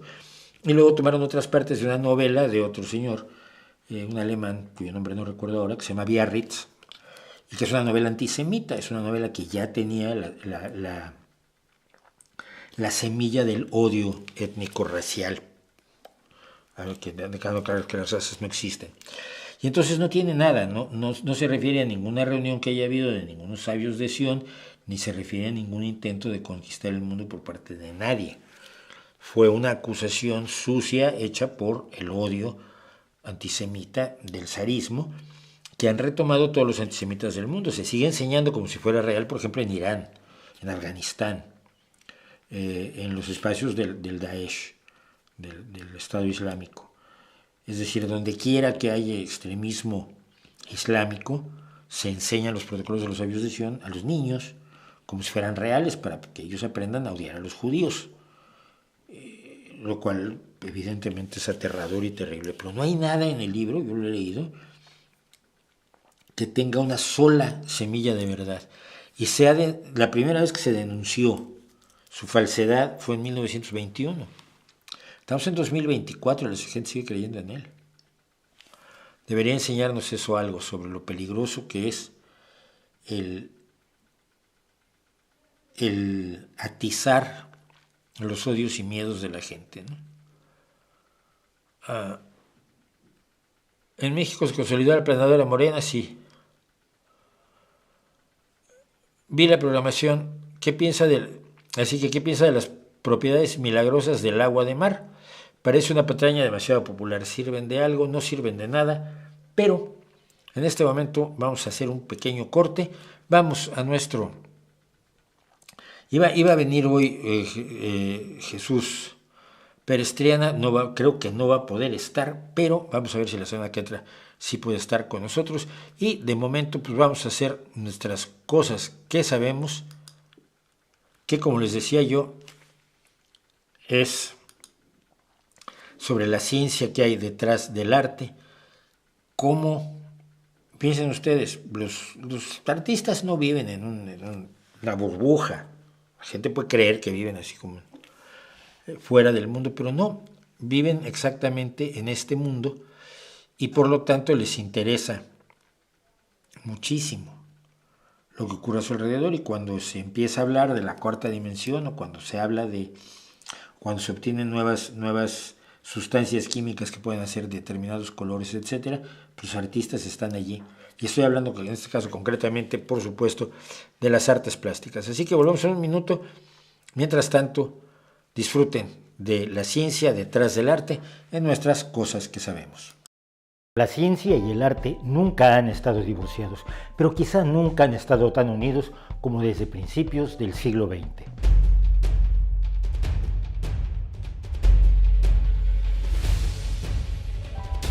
La crucifixión, pintura de Salvador Dalí de 1954, también lleva el título de Corpus Hypercubus.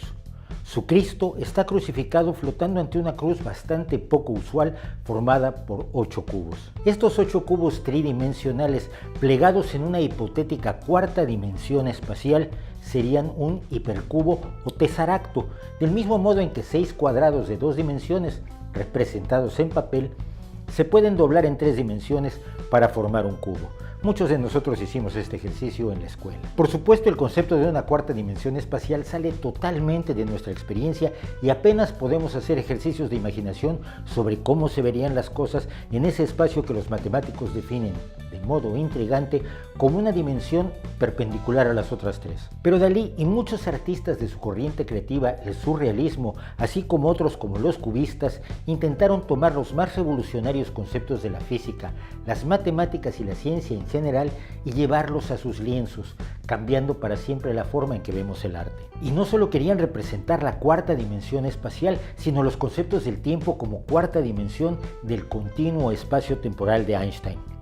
Así, por ejemplo, los relojes derretidos de Dalí en La persistencia de la memoria y el cuadro con el nada enigmático título de En busca de la cuarta dimensión son la representación visual del concepto de tiempo relativo einsteiniano que cautivó al mundo. El tiempo es elástico, impreciso. Un año para una persona puede ser unos breves días para alguien que viaje a velocidades cercanas a la de la luz. El mundo no era lo que hasta entonces había parecido.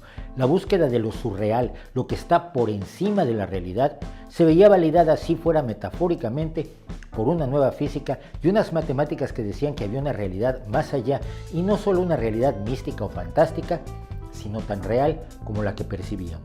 Este era un gran pretexto para el arte, inspirarse en los asombros del conocimiento, utilizarlo como metáfora, como alimento para el proceso creativo que veían como algo distinto, incluso opuesto a la lógica de la ciencia. Palabras del poeta y pionero del surrealismo, Guillaume Apollinaire: los nuevos pintores no se proponen, como tampoco lo hicieron sus predecesores, ser geómetras, pero se puede decir que la geometría es a las artes plásticas lo que la gramática es al arte del escritor.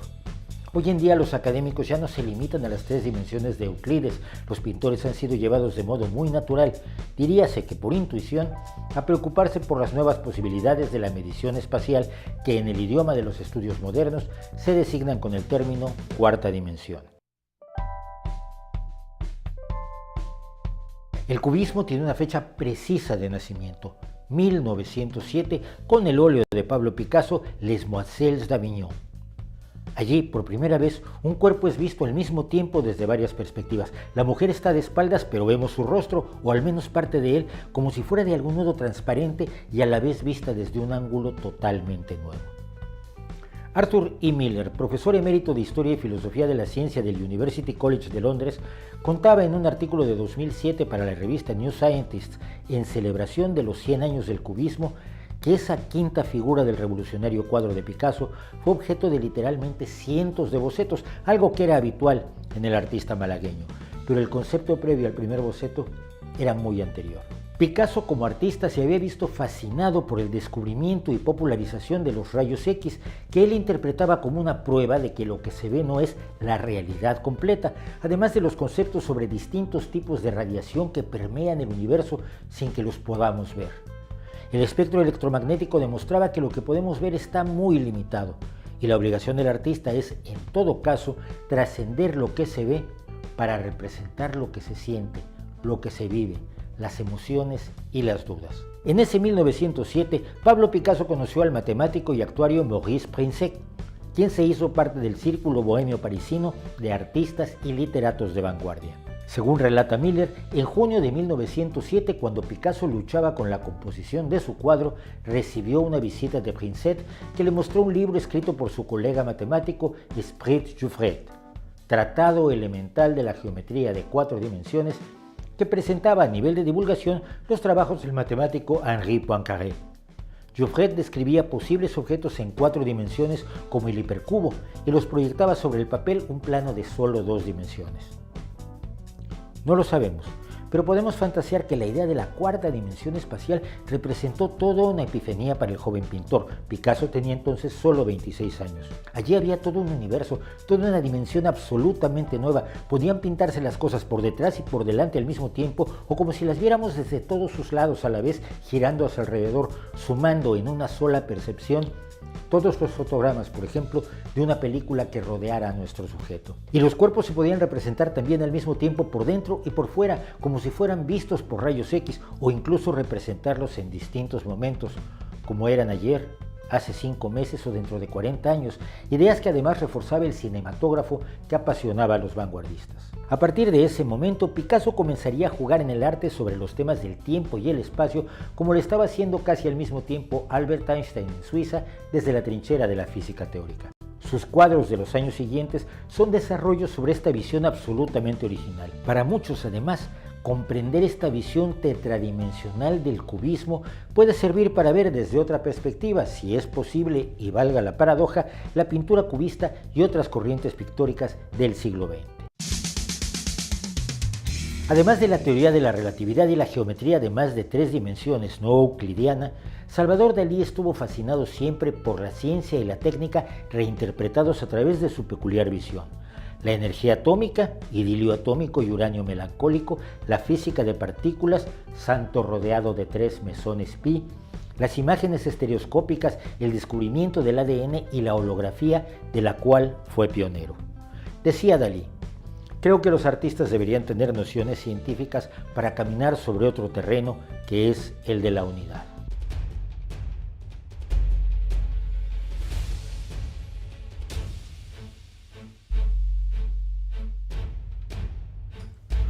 Pues aquí estamos de regreso, efectivamente.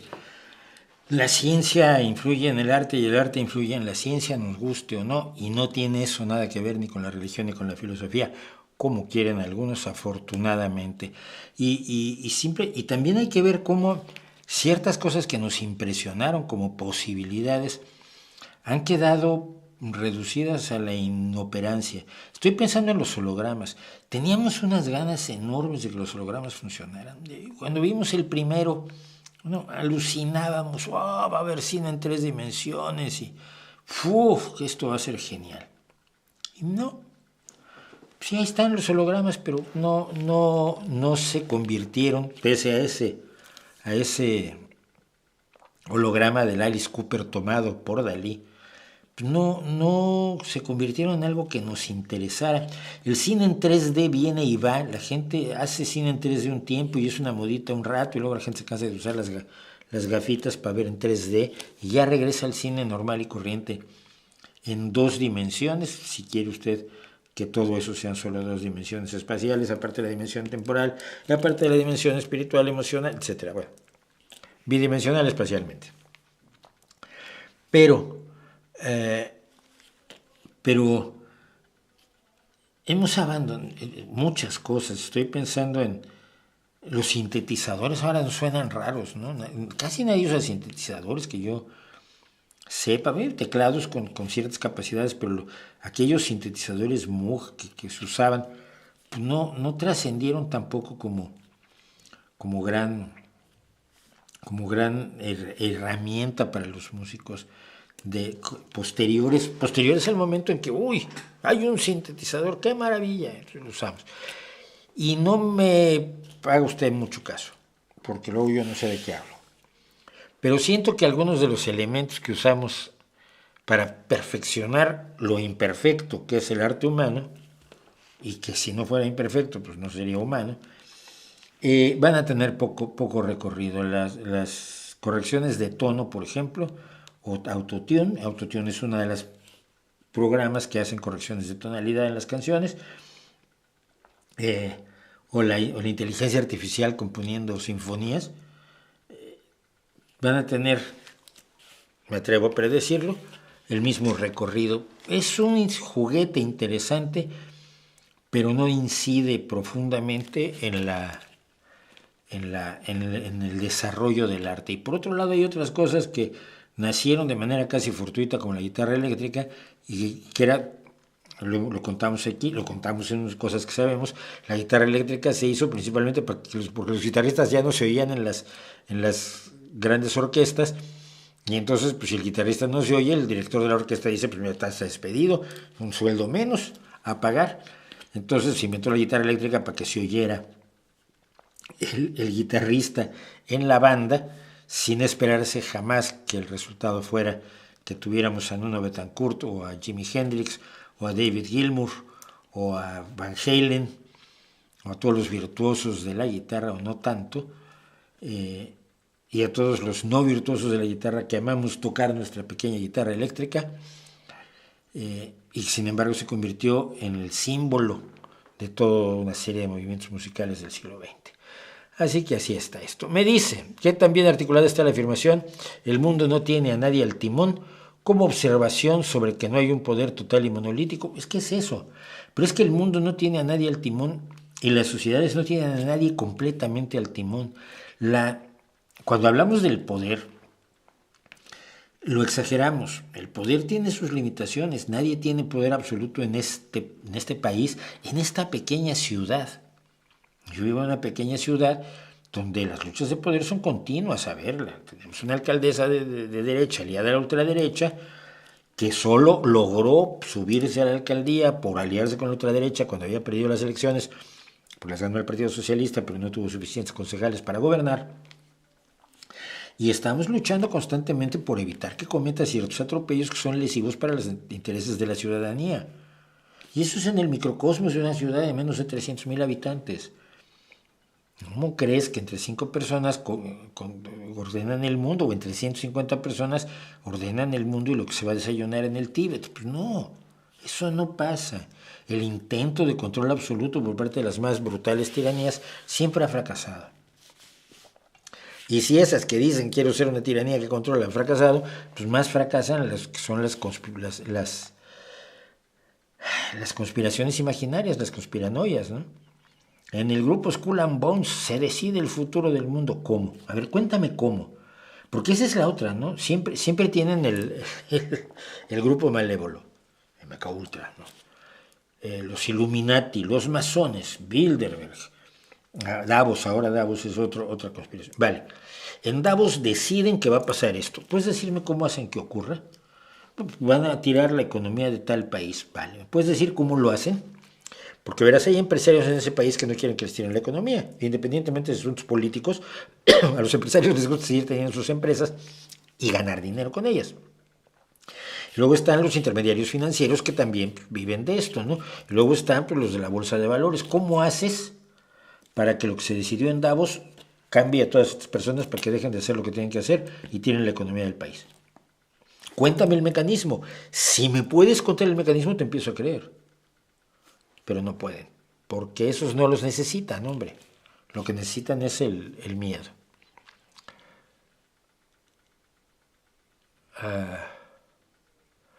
Dice Odez Vergara, ¿crees que lo mejor sería emigrar a otro país por la situación que se vive en México? Mi esposo tiene un buen trabajo y tenemos un patrimonio, ¿podríamos perderlo? No creo que puedas perderlo, no. A menos que realmente enloquecieran y empezaran a expropiar cosas como Chávez, que no creo que se haga en México. No, se emigra por miedo a la seguridad, sobre todo en los lugares donde hay enorme inseguridad. Hoy veía yo un video aterrador de una aula en Chiapas. Hubo un enfrentamiento entre esos delincuentes que se matan a balazos, o no sé si eran solamente delincuentes, no sé quiénes eran.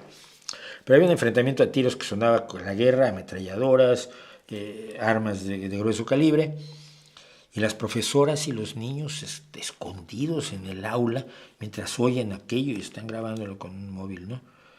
Y este es el México que dice el observador, que no tiene violencia y que la gente está bien contenta, ¿no? Yo creo que esa gente, los padres de esos niños que han estado aterrorizados mientras afuera, la otra fotografía que vi era una fotografía con casquillos de balas, pero vamos, como en la batalla de la Bolsa en la Segunda Guerra Mundial, ¿no? Si los padres de esos niños toman a esos niños y dicen, mira, cruzamos México a pie y tratamos de cruzar el río Bravo, los entiendo, joder, yo haría lo mismo exactamente, ¿no? Si tienes un patrimonio, si tienes buenas condiciones, pues salvo que tengas miedo, no veo razón para emigrar. Mi emigración particular es personal, es simplemente una cuestión de carácter personal y de relaciones de pareja, no tiene nada que ver con otras cosas, pero la pérdida del patrimonio no creo que venga. Ahora, cuidado, a mí Morena me ha logrado sorprender en varias ocasiones. Yo estuve defendiendo a López Obrador, imagínense, no votando por él, intenté hacer una pequeña serie en inglés que fue un fracaso, y decía yo, no se entren en pánico por López Obrador. Entonces decía yo que no iba a ser tan terrible, que obviamente iba a haber cambios, pero que no iba a ser, ni iba a convertir a México en Venezuela, que no la convirtió, ni mucho menos, que no era un feroz comunista, descubrimos que no era ni siquiera de izquierda, pero vamos, lo veía yo con mucho mayor optimismo del que soy capaz ahora, que creo que ha cometido destrozos de consideración en el país, pero no creo que sea razonable huir por eso. Si quieres por tranquilidad. Además de Bach, ¿qué otros compositores clásicos le gustan? Un montón. Grieg, Beethoven, Tchaikovsky.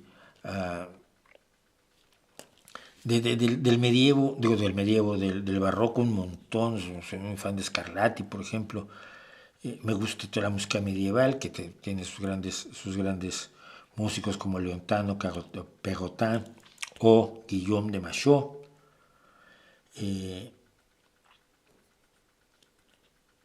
Me gusta prácticamente todo lo que sea Mozart y sus contemporáneos, también me gustan. Haydn me gusta muchísimo. De hecho, aprendí a tocar cositas de Haydn cuando estudié piano. Pues que mi mamá estaba muy mal. Bueno, me metí a estudiar piano y no teníamos piano, ¿no? Entonces el único piano era el de la profesora. Yo lo que quería era tocar la guitarra, claro. Pero como básicamente de toda la música clásica, romántica, barroca y sus intermedios, ¿no? Esos intermedios, hasta llegar a fines del siglo XIX, Tchaikovsky o Paganini, que son músicas a las que oigo mucho. Los dos conciertos de violín que más me gustan son el de Tchaikovsky y el de Beethoven. Están separados por un buen siglo de diferencia, más o menos, ¿no? Menos de un siglo. Entonces, luego mi problema son los nombres, ¿no? Pero Mussorgsky es un músico ruso que me fascina su trabajo. Y así sucesivamente. No tengo odios, curiosamente, en la música clásica. Y siempre hay luego hallazgos interesantes entre músicos poco conocidos, que son poco conocidos por azares del destino, no porque compusieran mejor o peor que Chopin, ¿no? Simple y sencillamente que la historia les hizo eso. ¿Cómo manejas el tiempo y tus actividades en tu día? ¿Qué tanto le das a leer y a investigar? Pues a leer cada vez menos, ¿no?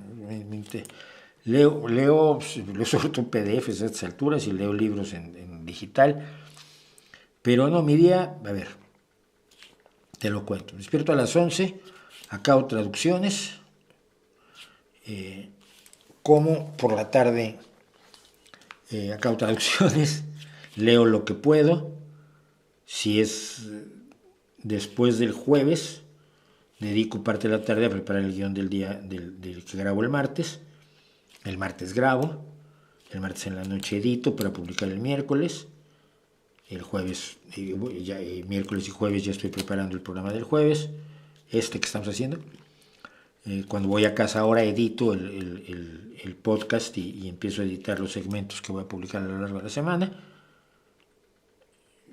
Pero básicamente el resto del tiempo estoy o leyendo, o viendo vídeos, o sobre todo documentales, o escribiendo guiones. Y si no, pues tomando un poco de tiempo libre también, que no está mal. ¿Qué dirías a los que dicen que el sistema educativo está mal, como Jaime Altozano o Crespo de Quantum Fracture? Pues que no sé qué les parece que esté mal. Yo puedo decir que el sistema educativo es insuficiente y requiere un cambio radical, pero nunca sé cuál. Y es que ese es el problema. Con la educación siempre ha pasado exactamente lo mismo. Es muy fácil ver lo que está mal en la educación. La memorización está mal, luego te acuerdas que igual sería bueno acordarte de las cosas, ¿no?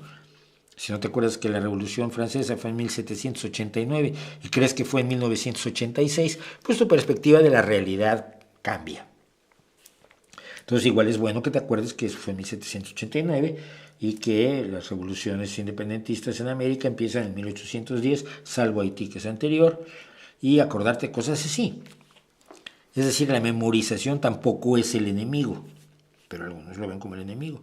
Es muy fácil ver que los niños podrían salir mejor preparados. Eso sí es fácil verlo. Que de pronto se aporta información absolutamente irrelevante.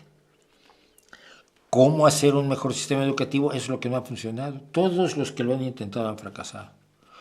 Todos los que lo han intentado han fracasado. Desde la educación marxista de Paulo Freire hasta la educación socialista de las escuelas de Bertrand Russell, hasta la educación libre de Neil, el de las escuelas Summerhill. Todas las propuestas revolucionarias para cambiar la educación pues, han fracasado o han demostrado sus gravísimas deficiencias, ¿no? Y al final seguimos con el sistema que es malo, pero para mí nos da resultados, porque fíjate, si el sistema educativo inadecuado, imperfecto, lleno de problemas, despreciable, te generó a ti con la capacidad de criticarlo, pues igual eso lo hizo bien. Y eso es un desafío pensarlo así, ¿no? Porque el que tú pienses de esa manera crítica, evidentemente es producto también de tu educación. Mira, mi caso es el único caso educativo que conozco de cerca. A mí me metieron a una escuela estadounidense, que se había era como un cisma del colegio americano en México, que es a donde van los hijos de todos o iban los hijos de todos los estadounidenses, empezando por el embajador. Entonces, unos estadounidenses, Henry Kane y otros, hicieron una escuela enfrente, o sea, en plan de competir contigo. Y allí me metieron a estudiar todo el kindergarten, toda la primaria, toda la secundaria. Y eran terriblemente estrictos, y yo, si se dan ustedes cuenta un poco de cómo soy, que no es tan difícil, soy un poquito rebelde. Un poquito, una mijita, como dirían en Andalucía. Un chirrismiñirris en México. Y entonces pues acabé mal con la escuela. O sea, tuve muchos actos de rebeldía que llevaron a que cuando salí en tercero de secundaria y hoy entré en primero de bachillerato, dije, me vengo a inscribir, y dijeron, aquí no, ya no hay lugar. Oigan, pero es que mis amigos están allí, yo he estudiado toda mi vida aquí. Pues sí, pero ya no hay lugar para usted, que usted da mucha lata. Entonces fui a dar una escuela del exilio español, fundada por gente del exilio español, como una escuela de cuadros, como una escuela de gente que debe aportarle algo a su sociedad. Y era la Escuela Secundaria y Preparatoria de la Ciudad de México, ahora solo Escuela Ciudad de México.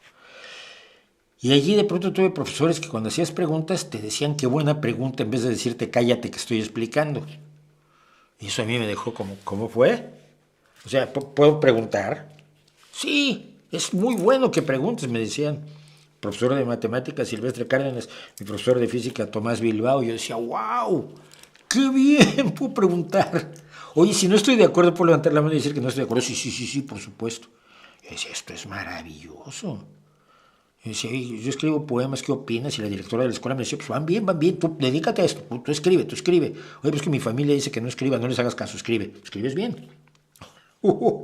Era el paraíso para alguien como yo. Y compañeros con alto nivel cultural, leíamos, discutíamos, arreglábamos el mundo, como mi compañero que acaba de estar aquí, se fue el día de hoy, en la mañana se fue, estuvieron 20 días aquí él y su pareja, él y su marido, y era gente con inquietudes culturales y poesía y música, y teníamos un grupo de teatro, y yo actuaba en el teatro y aprendí a tocar la guitarra en la estudiantina y cosas así. Era el mismo sistema educativo, simplemente estaba enfocado de otra manera y de una manera crítica. Y te retaban de maneras originales. Yo me acuerdo uno de los más bonitos exámenes que me han hecho en la vida habíamos estudiado trigonometría. No, geometría analítica. No, trigonometría vil y corriente. Habíamos estudiado trigonometría. Y entonces el examen era un rincón con determinadas dimensiones de las tres coordenadas de un rincón de una habitación. Esto mide tanto de alto, esto mide tanto de largo y esto mide tanto de largo. Y el examen era saca la tapa. O sea, los ángulos, las longitudes de los lados y de la tapa.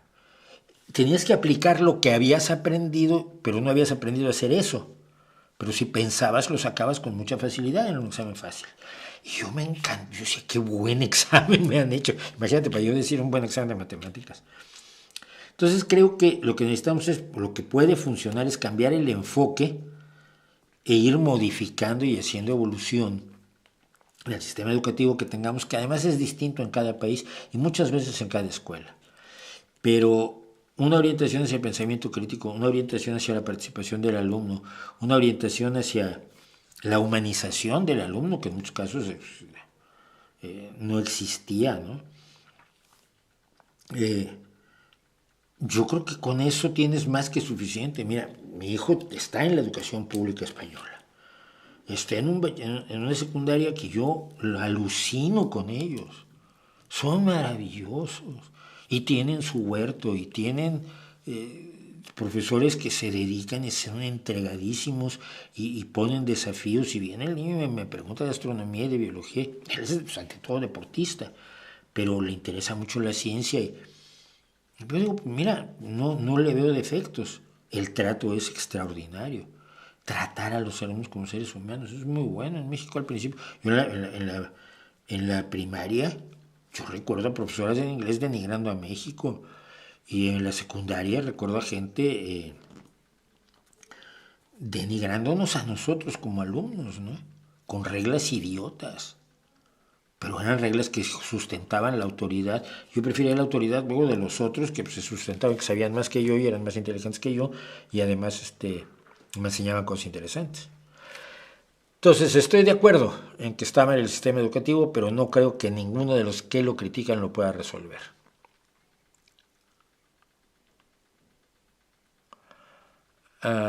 Dice, en un campo de concentración se encontró una inscripción que dejó un prisionero. Decía, si existe un Dios, él tendrá que rogarme a mí para que yo lo perdone. Una gran verdad, sí, efectivamente. ¿Crees que el reencuentro de Oasis tendrá un impacto en el rock a largo plazo? No, pero a corto plazo nos vamos a reír muchísimo. ¿Has visto los vídeos de la gata de Schrödinger? Pocos. No opino. No opino de gente que hace... Primero que nada porque no los veo. No veo youtubers y menos de ciencia y menos en español. Entonces, no opino de ellos porque luego hay gente que es muy delicadita. ¿Cómo Super Barrio llegó a ser un fenómeno social? Esto es interesante contarlo. A ver, porque yo soy el biógrafo oficial de Super Barrio. Mira, Super Barrio es resultado de la creatividad, inteligencia y mirada extraña hacia la sociedad de Marco Rascón. Marco Rascón es un activista social que en su origen fue guerrillero y estuvo en la toma, en el intento de ataque del cuartel Madera en el norte de México, no me acuerdo dónde estaba el cuartel Madera, creo que en Chihuahua, que fue el origen pues, de la guerrilla en México. Y él estuvo encarcelado y tal y cual, y sale y se convierte en un activista social y abandona todo intento de resolver las cosas a balazos. Yo lo respeto mucho a Marco Rascón, y evidentemente nunca estuve de acuerdo con la lucha armada en ningún nivel. Solo la acepto cuando es defensiva. Para defenderte de un invasor, yo soy el primero en tomar una R-15. Entonces, Rascón hacía cosas siempre raras, ¿no? Vamos a hacer una estación de radio en Reforma esquina con Insurgentes. Tú estás loco. Y la hicimos. No, la hizo. Yo luego hablaba allí, pero él la hizo. Y entonces a él se le ocurrió qué tal que tuviéramos un superhéroe. Y lo inventó en la Asamblea de Barrios. ¿Qué era la Asamblea de Barrios? La Asamblea de Barrios es una organización social que armó Marco Rascón para precisamente organizar a las personas que habían sido damnificadas por el terremoto de 1985 y a las que el gobierno pensaba no hacerles ningún caso. Perdiste tu casa, pues mira, qué pena, ¿no? Ya te construirás otra. Oye, pues no tengo con qué. Asunto tuyo. Y entonces la Asamblea de Barrios fueron los damnificados que perdieron sus casas en el terremoto de 85. Ahí empezó, luego obviamente se agregarían otras personas para exigir reparación, que les permitieran créditos, construcción de vivienda social, apoyo con materiales, en fin, lo necesario para que recuperaran sus casas. Y en el proceso pues estaban las personas que alquilaban casas y que luego eran desalojadas por impago o por abuso, sinceramente, del dueño. Y entonces se le ocurrió a Marco una especie de superhéroe. Y echó mano de un activista genial que decidió ponerse el traje de Superbarrio y empezó a actuar primero en los desalojos y luego ya hablando con diputados y con secretarios de Estado y demás, siempre con un conocimiento brutal, profundo de la problemática, de la legislación, de todo eso que hoy desprecia Morena, curiosamente, y creo que sin embargo el que hacía a Superbarrio está en Morena, ¿qué le vamos a hacer? Pero defendiendo los derechos de esta gente, se consiguieron casas para miles de personas, se consiguió que miles de personas recuperaran sus viviendas. Esto me lo ha contado Marco. Entonces, ese es el origen, alguien que esté decidido a asumir ese papel y alguien que tenga la idea de inventar ese papel. y evidentemente era muy notorio, tipo con unas mallas rojas, calzoncillos amarillos, capa amarilla, la máscara esta de luchador roja y amarilla que usa Superbarrio, y pues bueno, finalmente capturó la atención, la atención o el interés de la ciudadanía por el contraste, sobre todo el contraste entre un tipo que viene vestido como payaso y que sin embargo a la hora de expresarse se expresa con toda claridad, con toda seriedad, con todo respeto y con todo conocimiento de causa de cada una de las cosas que decía, ¿no? Entonces yo por eso abro el libro, la biografía de Superbarrio, contando cuando entró a la Asamblea de Representantes del Distrito Federal, o fue a la Cámara de Diputados, no me acuerdo, una de las dos, cómo entró para hablar, para pedir su derecho a hablar en tribuna, que no se lo dieron, pero que fue un golpe de efecto extraordinario. Esa es más o menos la historia de Superbarrio. Cuando yo hice su biografía fue en 1995, 96, y las cosas cambiaron cuando en 97 Cárdenas gana la jefatura de gobierno en México y pasó a trabajar en vivienda en el gobierno, el que hacía el papel de Superbarrio, un tipo brillante. Yo era de los pocos que conocía la verdadera identidad de Superbarrio, imagínense.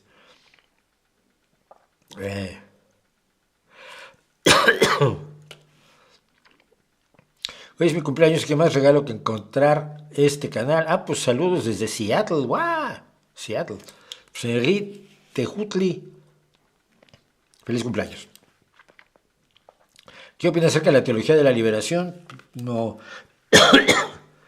Opino un poco. Conocí a buenos representantes de la teología de la liberación, a Monseñor Méndez Arceo en Cuernavaca, y uno de sus discípulos, que fue el que con el que se hizo la vinculación con un pueblo llamado Pilcaya en Guerrero, casi en la frontera con el Estado de México, donde nosotros como estudiantes de bachillerato pues ayudamos a hacer una escuela. Yo me tocó armar la biblioteca y conocíamos a Salvador, el cura Chavo, que era un militante de la teología de la liberación. Pero la teología de la liberación inevitablemente chocó con el tema de la lucha de clases y del maniqueísmo marxista, ¿no? Que los desactivó. Cardenal estaba con el sandinismo, sí, pero con el sandinismo se corrompe hasta la médula y viene la piñata. Cuando los viejos comandantes sandinistas que habían luchado por el pueblo se escrituran medio país a su nombre, los miserables, pues ¿cómo te quedas, no? Yo creo que fue de las luchas más nobles que han surgido en la Iglesia Católica, por otro lado, pero también de las más estériles, ¿no? Porque pocos resultados podían tener si su premisa era que era necesario establecer una dictadura marxista para poder alcanzar la igualdad, la equidad y la justicia y la solidaridad entre las personas de un país. Y pues es que no. ¿Podrías hacer una fondo respecto a la separación de poderes? No es mala idea. No es mala idea. ¿Sabe por qué o cómo se le llamó al sonido de Seattle posteriormente grunge? No tengo idea. Los nombres de los movimientos los crean generalmente después.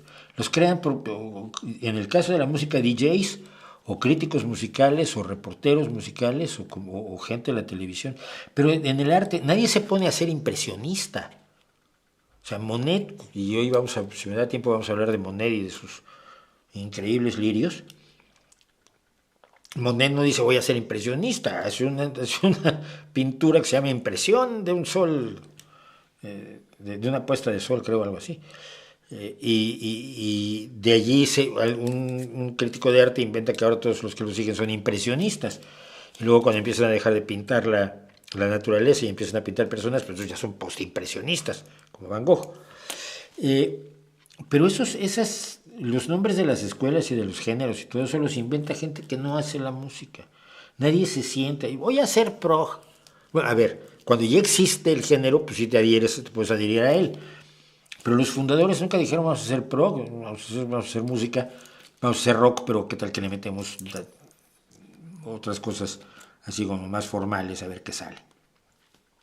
Entonces, tampoco le doy mucha importancia, la verdad. Si pudieras viajar en el tiempo, ¿a qué concierto te gustaría asistir? Uy, me lo pones problemático. Tres conciertos, y te los puedo poner en el tiempo. Woodstock, el concierto en el techo de los Beatles, o Live Aid, cuando Queen lo rompió en el estadio de Wembley.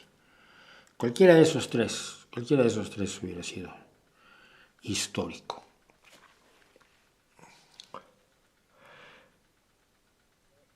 Supongamos que solo el 5% de los musulmanes son radicales violentos. Esos son 90 millones de personas. ¿Cuántos ejércitos existen con un tamaño similar? Pero es que no están unidos en un ejército, verás, porque algunos son... no, pues radicales violentos son mucho menos. Pero esos están situados, unos están en Indonesia y no se meten con nadie, otros están en Pakistán, otros están en Afganistán, otros están en Irán, otros están en los Emiratos Árabes Unidos. No, verlos como un grupo coercionado es una barbaridad. Y obviamente eso es lo que la ultraderecha quiere que pienses. Ay, es que son muchísimos. A ver, 5% de la población en Europa, que somos, ¿cuántos somos en Europa?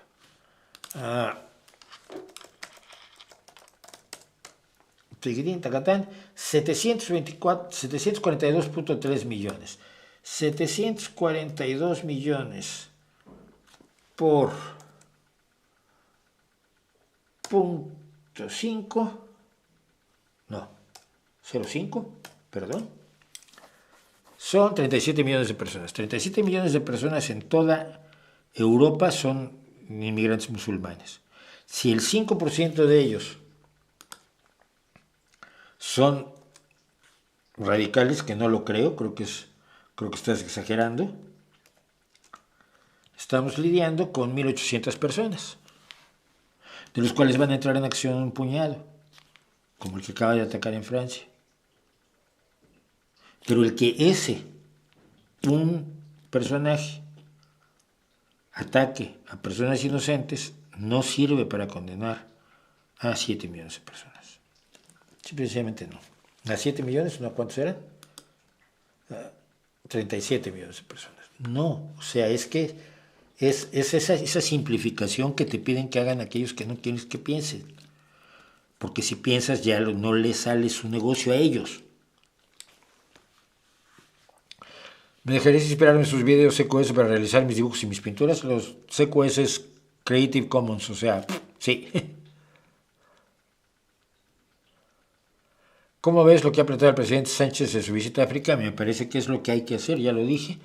Creo que esto lo estás comentando antes de que lo dijera yo.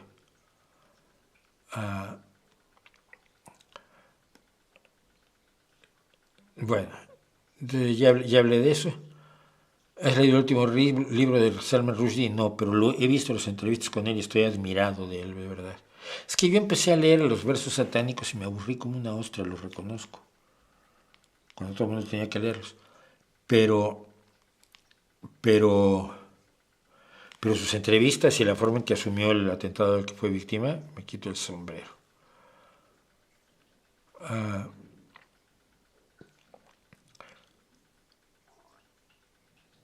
Samantha Reed, no sé quién es.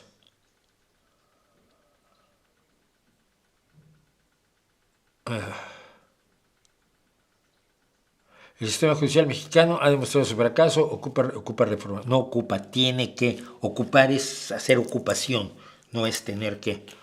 Tiene que reformarse, pero no de esta manera. Pues sí, necesita cambios de otro tipo, claro que sí.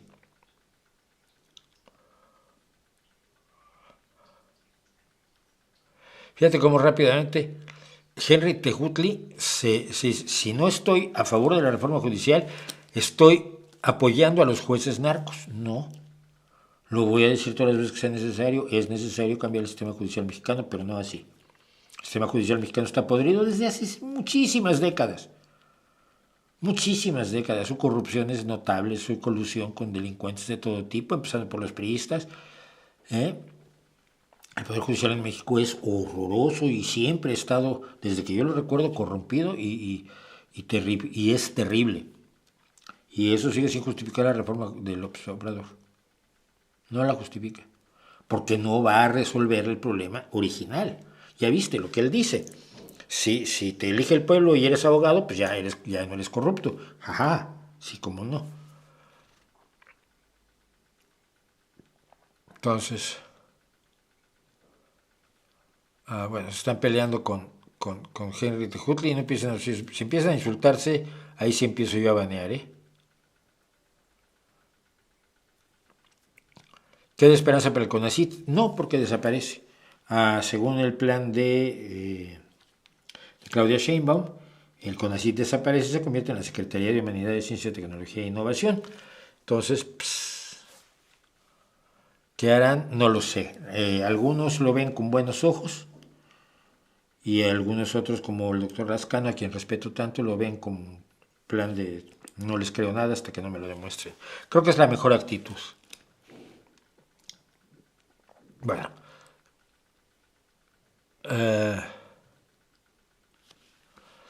Vamos a hablar de esas cosas.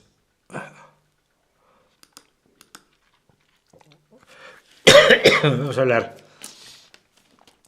de lo que yo llamo el golpe de Estado lento. Y aquí va a haber gente que se va a enojar. Así que, pues, empiecen a enojarse de una vez. Miren. En marzo de 2022, hace ya 2 años, decía yo en mi canal, aquí, en este vídeo que están ustedes, cuya miniatura ven ustedes ahora, decía yo que no me gusta decir lo que voy a decir. Siento que en México se está llevando a cabo un golpe de Estado lento y blando. En el pasado, y esto es importante, en el pasado había instituciones, no fue el único vídeo, hice varios vídeos sobre el golpe de Estado lento, que con ese nombre pueden ustedes encontrar. En el pasado había instituciones enormemente deficientes, pero alguna función cumplían. Pienso en el Infonavit, pienso en el Seguro Popular, y fueron demolidas sin sustituirlas por otras que cumplieran bien esa función, o que al menos la cumplieran de la misma manera deficiente que las instituciones que fueron demolidas por el gobierno de López Obrador. La sensación de que el mandato de López no era un ejercicio de democracia que tanto pidieron tanto él como sus corifeos durante años, sino un asalto al poder destinado a anular toda independencia de criterios en aras de un pensamiento único, siguió preocupándome. Hace un año, 2023, decía yo en mi canal, un golpe de Estado lento es aquel en el cual vas demoliendo las estructuras democráticas desde dentro para establecer las bases necesarias para que te quedes en el poder para siempre. La democracia busca cambiar las estructuras que no funcionan, mejorándolas, limpiándolas, haciéndolas más transparentes. Caso el Poder Judicial no funciona, vamos a mejorarlo, limpiarlo y hacerlo más transparente. El Infonavit no funciona, el Seguro Popular no funciona, el CONACYT no funciona. Vale, vamos a hacerlo más democrático, más transparente, más honesto y más profesional. El golpe de Estado, lo que hace siempre que hay un golpe de Estado es demoler las instituciones democráticas y por lo tanto ya no queda nada que las pueda sustituir salvo la voluntad del dictador o del amo, del Mesías, del Señor. La voluntad del golpista o de los golpistas, del triunvirato, del grupo de amigos, del ejército, de los que decidieron apoderarse del poder.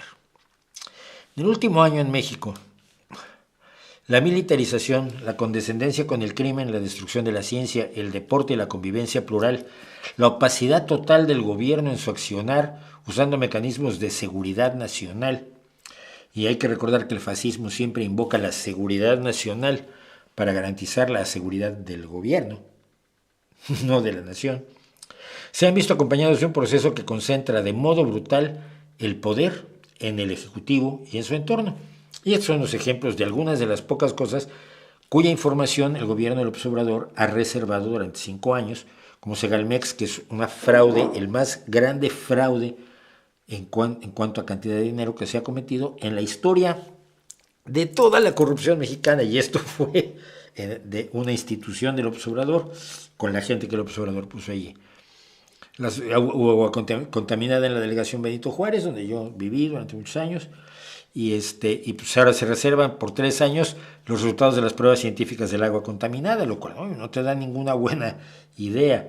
El Tren Maya, todo se guarda bajo llave. ¿Qué es lo que pasa? México luchó por una democracia y era muy difícil, pero lograste que hubiera un instituto electoral que fuera independiente, que no fuera gobernación la que hacía las elecciones y decía que había ganado Salinas cuando no había ganado Salinas. Lograste un instituto de transparencia que permite el acceso a documentos de gobierno que son necesarios para valorar realmente qué están haciendo estos tipos ahí arriba.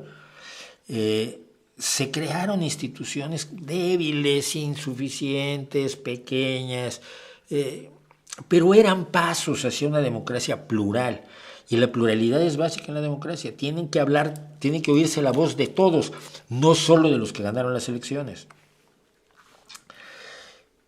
De manera bastante irregular, infringiendo una disposición constitucional del 8% del máximo de representantes, pluris, se ha dado al partido oficial la mayoría calificada de diputados y senadores, de senadores porque ya lograron convencer gente que vote con ellos, seguramente cheque de por medio, para la legislatura que comienza en septiembre, dentro de 2 días.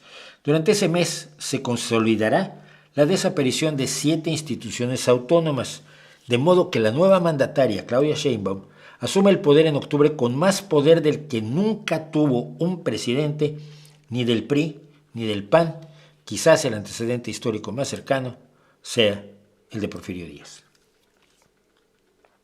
Entre las instituciones autónomas cuyas funciones se dice asumirán dependencias del Ejecutivo, o sea, secretarías de Estado que le dicen sí a la presidenta en este caso, desde octubre están las de transparencia y derecho a la información, las de defensa de los derechos humanos, que te defiendes contra arbitrariedades oficiales porque solo el gobierno puede violar los derechos humanos, porque es el gobierno el que garantiza los derechos humanos, de la mejora de la educación, de la regulación de la energía y de la evaluación de la política de desarrollo social, que es fundamental en un país donde el desarrollo social le ha dado igual.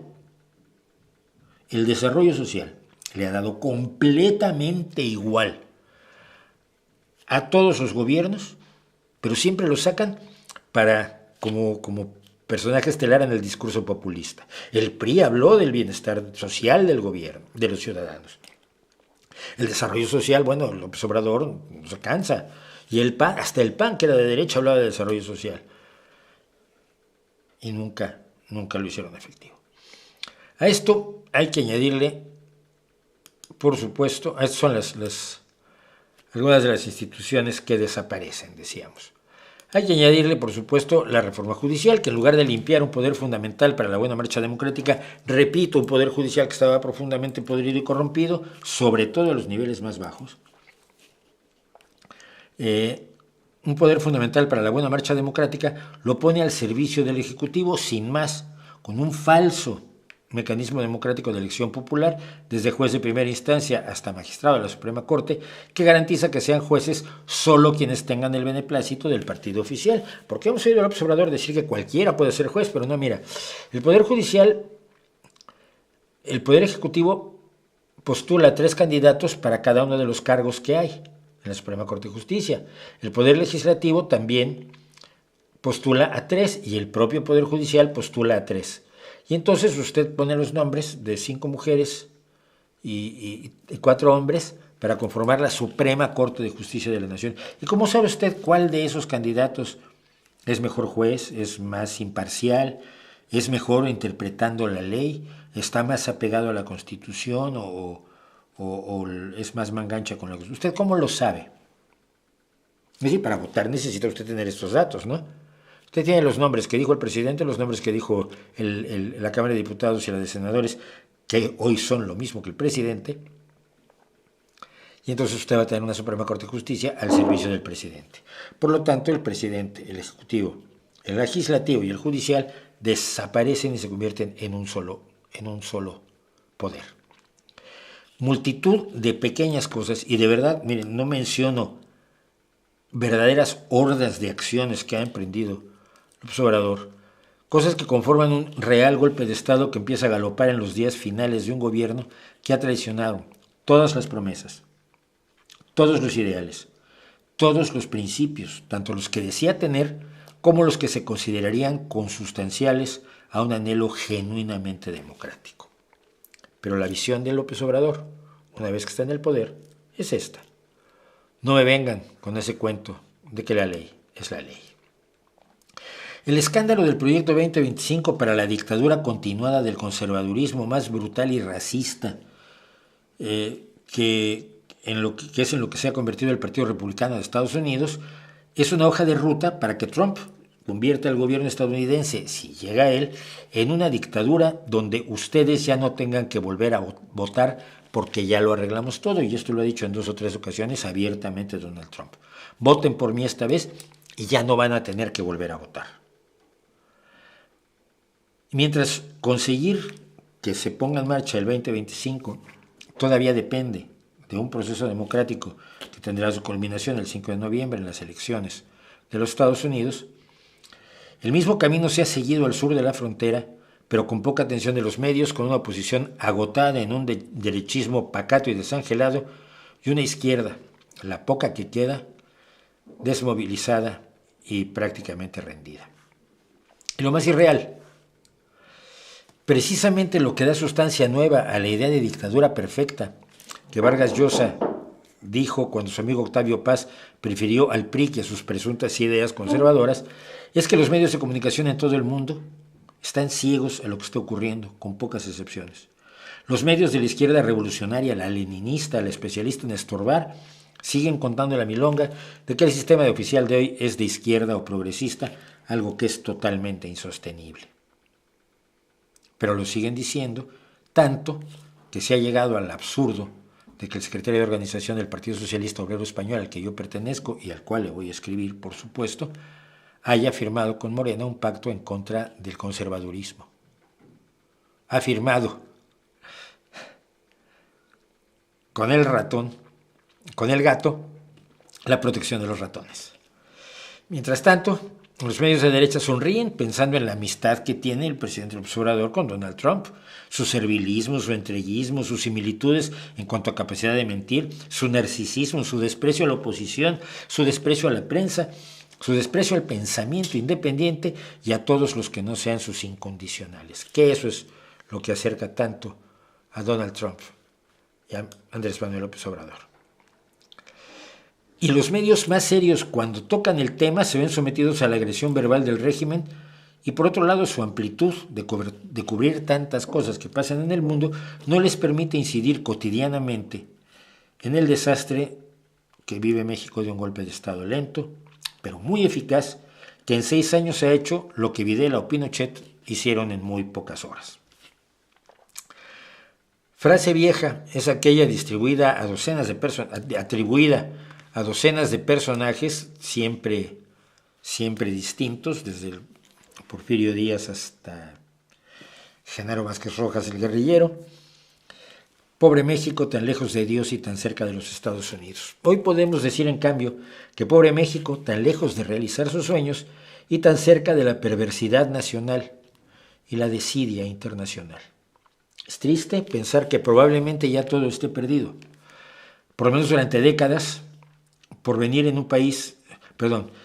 es triste pensar que probablemente ya está todo perdido durante décadas en un país dominado por la delincuencia. El Estado es inoperante ya en el 25% del territorio nacional, con un gobierno sostenido en el regalo de dinero a millones de ciudadanos que así palian provisionalmente su pobreza, y donde la democracia, esa por la que tanto se peleó, está hoy siendo sacrificada por los mismos que ayer se llenaban la boca de ella y hoy se la llenan con la borrachera de poder y los recursos de un país rico, lleno de pobres y sin esperanza de cambio.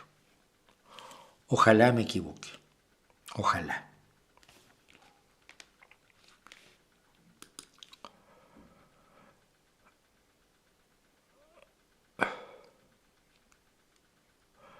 Bueno.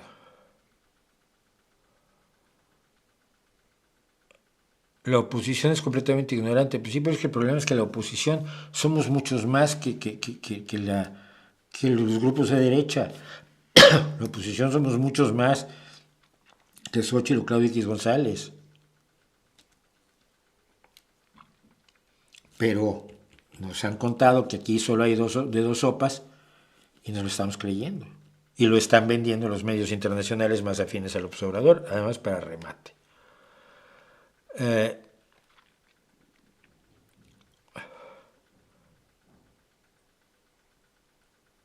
Bueno, están hablando de teoría islamista, que no tiene mucho que ver con la realidad. Quiero, porque si no se me va a ir, y hoy probablemente nos saltamos también la sábana santa, quiero hablarles de una cosa muy, muy rara.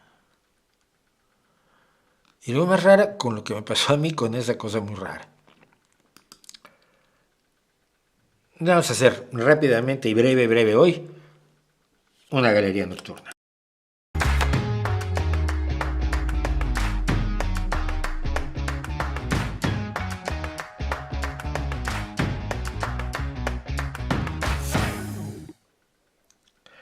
Bueno, vamos a hablar de los lirios de Claude Monet.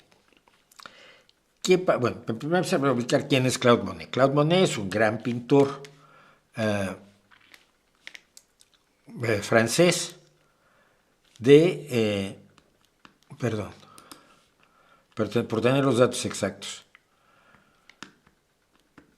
Claude Monet nace en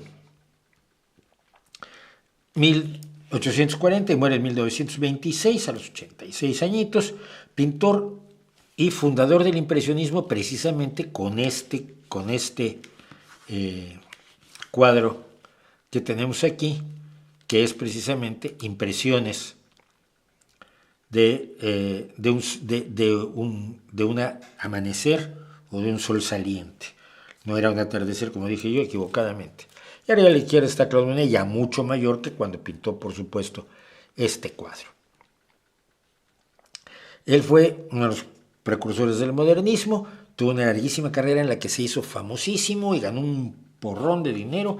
Tiene una villa al norte de París, donde puso unos hermosos, grandes estanques con sauces llorones arriba, flotando, llorando con sus ramas encima de los estanques, puentes, donde a él le gustaba pasear y ver la naturaleza.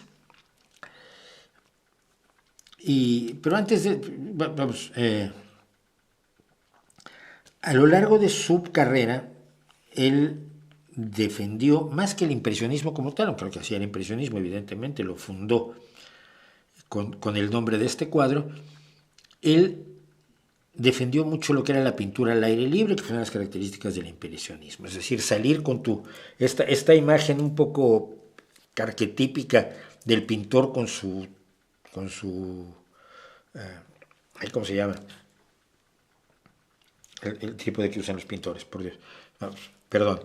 Su caja de pinturas y su lienzo, y sale, se pone, se instala. Ayer había uno aquí en la playa, estaba pintando la playa. Y pintando al aire libre, pintando lo que veía. Lo que decía Monet es que había que pintar uno lo que veía, pero había que pintarlo como uno lo veía. De ahí el impresionismo. Bien.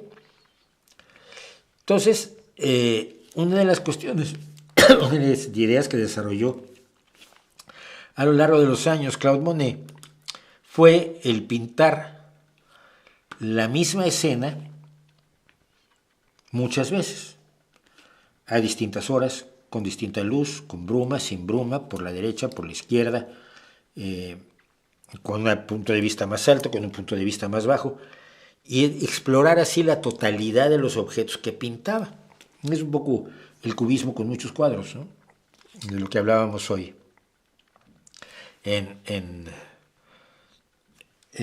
cosas que sabemos. Entonces, su influencia es enorme. Hay una serie de montañas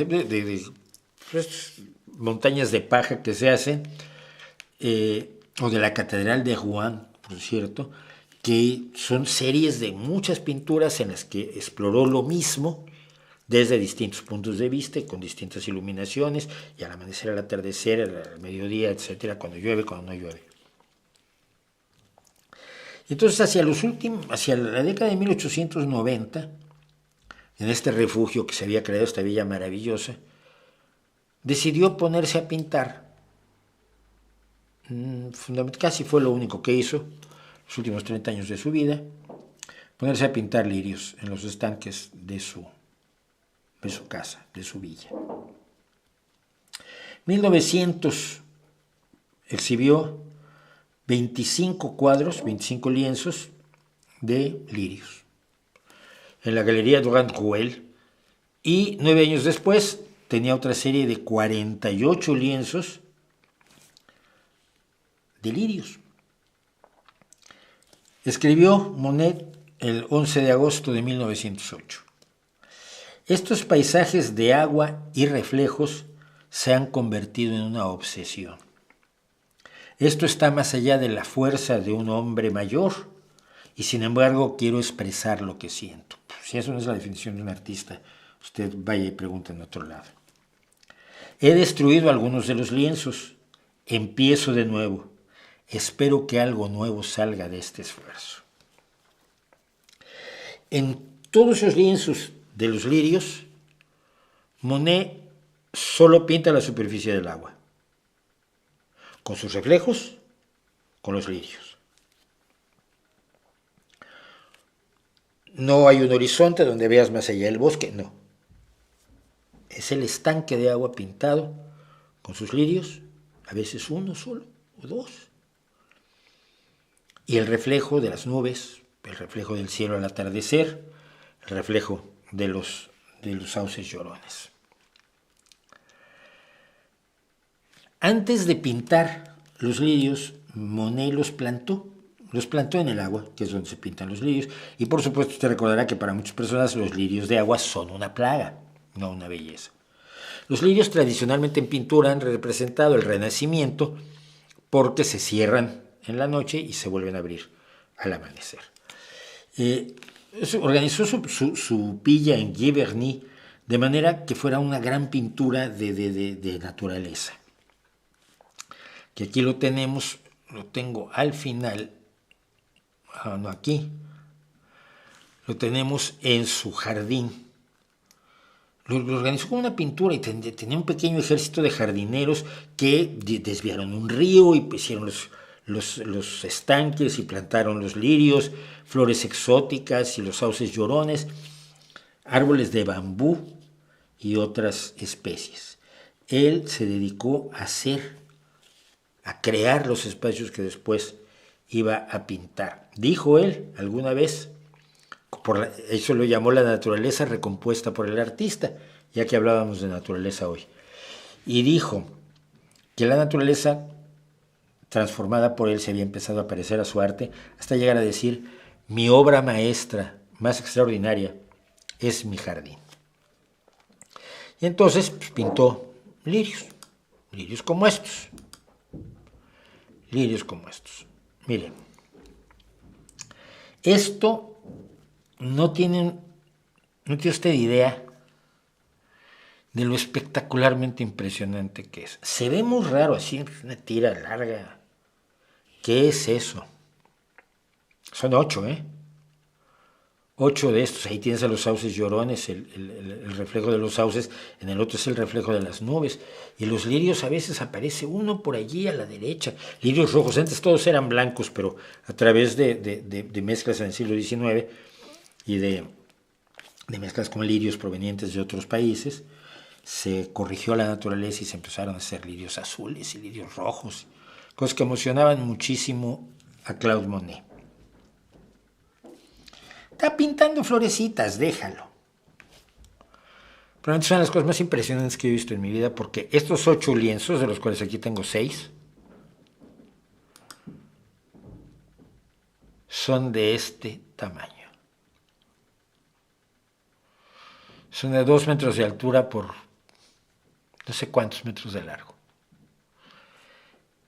Esto es el interior del Museo de la Orangerie, que se encuentra en un extremo del Jardín de las Tullerías, en París.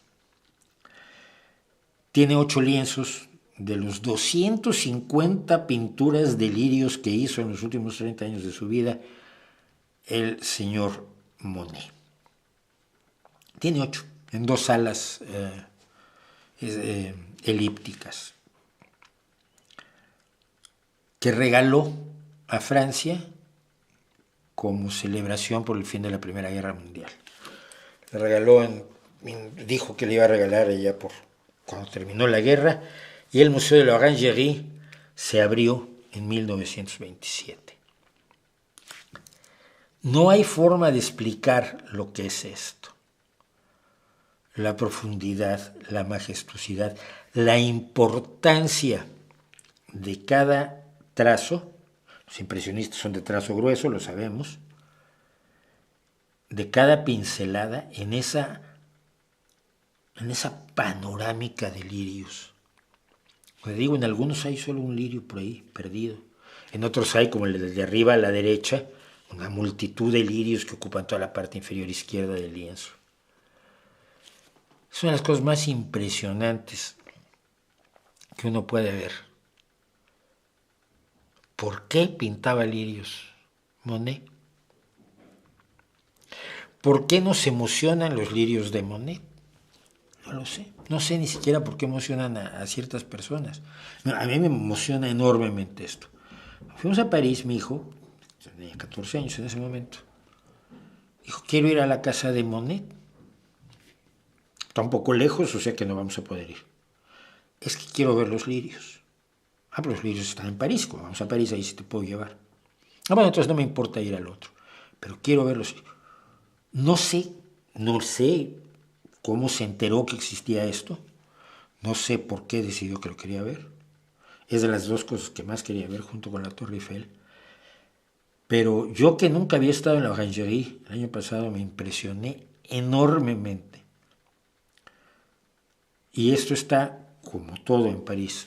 Así esto lo tomas después de que se fue la gente, pero está lleno de gente que se impresiona y se toma el correspondiente glorioso selfie con un fragmento minúsculo de los tremendos lirios, de los tremendos 8 grandes lirios de Claude Monet. ¿Qué significado tiene? Yo creo que, como siempre ocurre en el arte, me importa menos el significado que le quisiera dar el genio, que por cierto, para cuando hizo ya los últimos cuadros estos, ya había perdido la vista en un ojo por las cataratas y empezaba a sufrir del otro. Entonces tenía una visión más impresionista de la realidad, quizás, en cierto modo.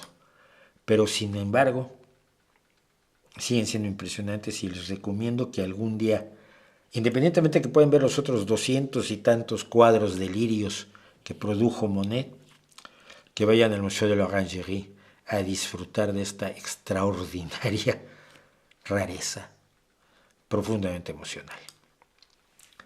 ¿Qué más me cuentan? Inolvidables de la música, disco, I Feel Love, no me acuerdo qué es, Le Freak, no lo recuerdo, disco interno, jamás la oí.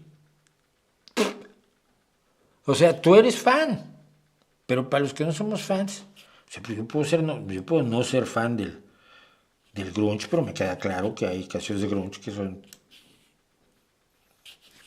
eternas, ¿no? Entonces me canso con que la estación de radio que oigo aquí en España toca demasiado a Nirvana, pero bueno. Pero no. ¿Cree que el triunfo de Claudia en México tenga una repercusión con las elecciones en Estados Unidos? No, Estados Unidos es absolutamente endogámico, es un país que mira para adentro y afuera es un universo raro, nebuloso. Los Estados Unidos no tienen una conciencia de lo que hay fuera de sus fronteras. Se lo imagina vagamente, a veces lo representa la televisión, a veces lo representa el cine, pero bueno, siempre con estereotipos brutales, ¿no? Yo recuerdo cuando Mariano Rodríguez, del que soy fan, hace sus comentarios de cine, y pues siempre los latinos son bigotones, malos comunistas, y los matan en los primeros 20 minutos de la película. Eso es un estándar de Hollywood. Te voy a contar, mira, para ubicar cuál es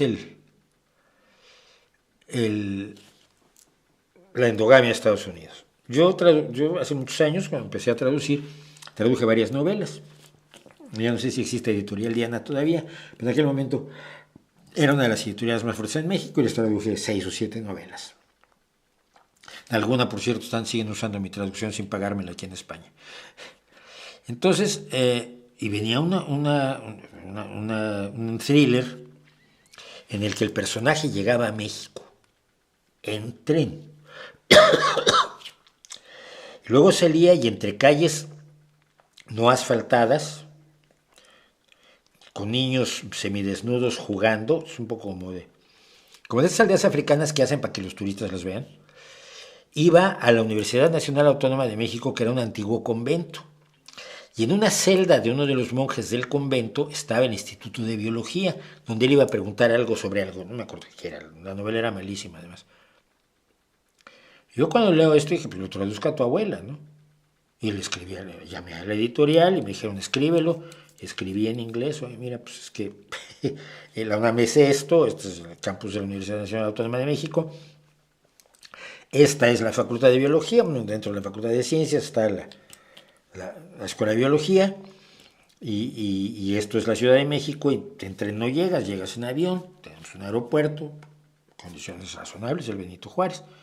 Entonces me pagaron un dinero adicional los editores de Estados Unidos para que yo reescribiera el capítulo con la realidad mexicana, porque el autor estadounidense le había dado igual, ni siquiera se había molestado en hacer una investigación.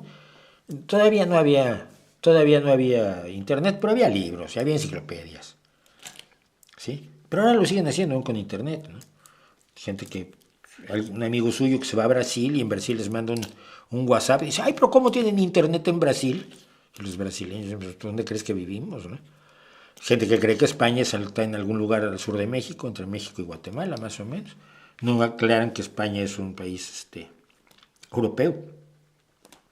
O los que te preguntan por las mujeres latinas, y tú dices, bueno, si en Roma hay chicas muy guapas. No, las latinas de América, no, en América Latina no son latinas, son latinoamericanas en todo caso, pero latinas las que viven en Roma. En el Lacio, amigo mío. Estados Unidos mira hacia adentro. Su concepción del mundo exterior es extremadamente pobre, con excepciones de las personas, que se dedican al comercio internacional, que se dedican a la política, etc. Pero la ciudadanía, que en México haya una presidenta o que haya un rey o un emperador que sea un babuino que baila tap, les da exactamente igual, no lo dimensionan. Si no es capaz de dimensionarlo Donald Trump, hombre, ¿qué van a hacerlo muchos de sus electores? Entonces no creo que les influya. ¿Por qué no les influya el hecho de las elecciones que ha habido en México? Hoy episodio 198 con 198,000 suscriptores, sí. Y quiero llegar a los 200,000, 198,873. Sí quisiera llegar a los 200,000 este año. ¿Has visto el capítulo de las chicas superpoderosas donde parodian a los Beatles? No, fíjate, qué raro. Escuché a Santiago Armesilla declararse ateo católico. Qué buena manera de declararse islamófobo con una capa de filosofía. Es que ateo católico... Bueno, sí, yo también soy. Es que es tan absurdo. A ver, estamos hablando de alguien que quiere un puesto político, que se ha movido y finalmente, después de conseguir un buen lugar en YouTube y en el debate político marginal, de los bordes más residuales de España, para nadie les hace caso, arma un partido político, pues trató de ser eurodiputado y le salió bastante mal. Es increíble que Albize, el nazi, tenga más votantes que este tío. Entonces, bueno, los suyos te quieren un trabajito y punto, ¿no? Nada. Hay gente así.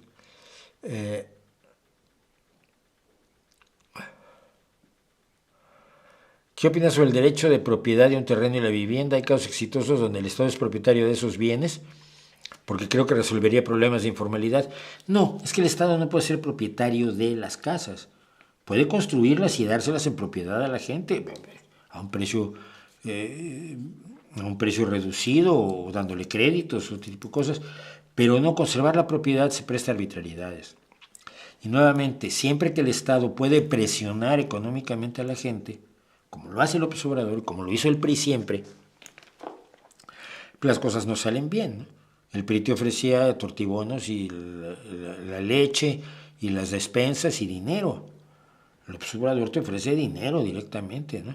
Y si tú dices, aquí todos, estas son casas del gobierno, si no votan por mi tía Enriqueta que quiere ser la presidenta, pues se quedan todos sin casa.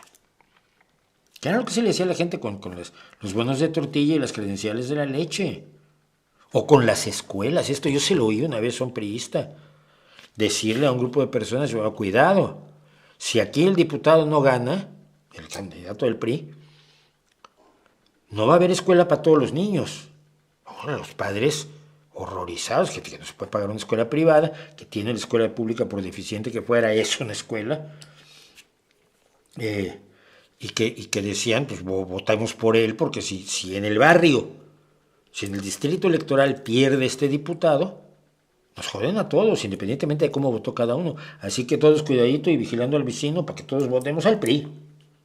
Así se hacía, así se hace hoy. Así lo hace Morena. Y es asqueroso. Entonces no creo que deba tener nunca la propiedad de las casas de interés social o las casas de valor social el gobierno, en modo alguno. No conozco el sistema de gobierno de Dubái, pero todas las monarquías me parecen mal. Sobre todo las monarquías donde los monarcas se ejercen como monarcas, no donde son como recortables de cartón, como aquí en España o en Noruega y en Suecia, es donde menos pintan. Saludos desde El Salvador. Salvador es el país más seguro del hemisferio occidental, pues sí, él lo dice. ¿Cuál fue el trasfondo y repercusiones para México del asesinato de Luis Donaldo Colosio? Pues mira, paró el país de cabeza. Paró el país completamente de cabeza, primero que nada porque no había antecedentes históricos cercanos. El único magnicidio previo es el de Álvaro Obregón, asesinado por un cristero, por un militante cristero, en un restaurante cuando celebraba precisamente, creo, su reelección. Entonces, pero eso fue, el asesinato de Álvaro Obregón debe haber sido en 1929, por ahí. Entonces no teníamos cerca ningún referente para lo que pasó con el asesinato de Colosio. Hay un fenómeno que se daba y se da, pero que se daba de manera muy especial en el priismo, que era la exaltación del candidato como lo mejor desde la invención de la rueda, como la última Coca-Cola en el desierto, y el culto a la personalidad que hoy sufre López Obrador, o que hoy disfruta López Obrador, se generaba con cada candidato del PRI. Entonces cada candidato del PRI iba a romper con lo que hizo el anterior. Echeverría iba a superar los desastres de la masacre del 68 de Díaz Ordaz. Luego cometió la masacre del 71 y además empezó a saber que él había tenido mano en el 68. Entonces López Portillo iba a ser el hombre verdaderamente nacionalista de izquierda que iba a borrar ese pasado y a iniciar un camino de bienestar para toda la ciudadanía. Acabó destrozando al peso y cargándose la economía porque sobre el petróleo asumió una cantidad de créditos que hundieron al país. Que sí, los países poderosos mandaron a su gente a ofrecer créditos. Oye, aquí tienes petróleo, te ofrezco unos créditos brutales para que construyas el metro y lo que se te ocurra, y una casa para tu esposa. Pero luego esos créditos había que pagarlos y resultó que el petróleo no era tanto como creíamos ni nos daba tanto como creíamos. Luego de López Portillo, no bien, es que la seriedad, la austeridad republicana con De la Madrid, hoy De la Madrid era Dios, y así sucesivamente. Entonces se había hecho una invención de un Luis Donaldo Colosio, que era la gran esperanza de México después del salinismo, ¿no?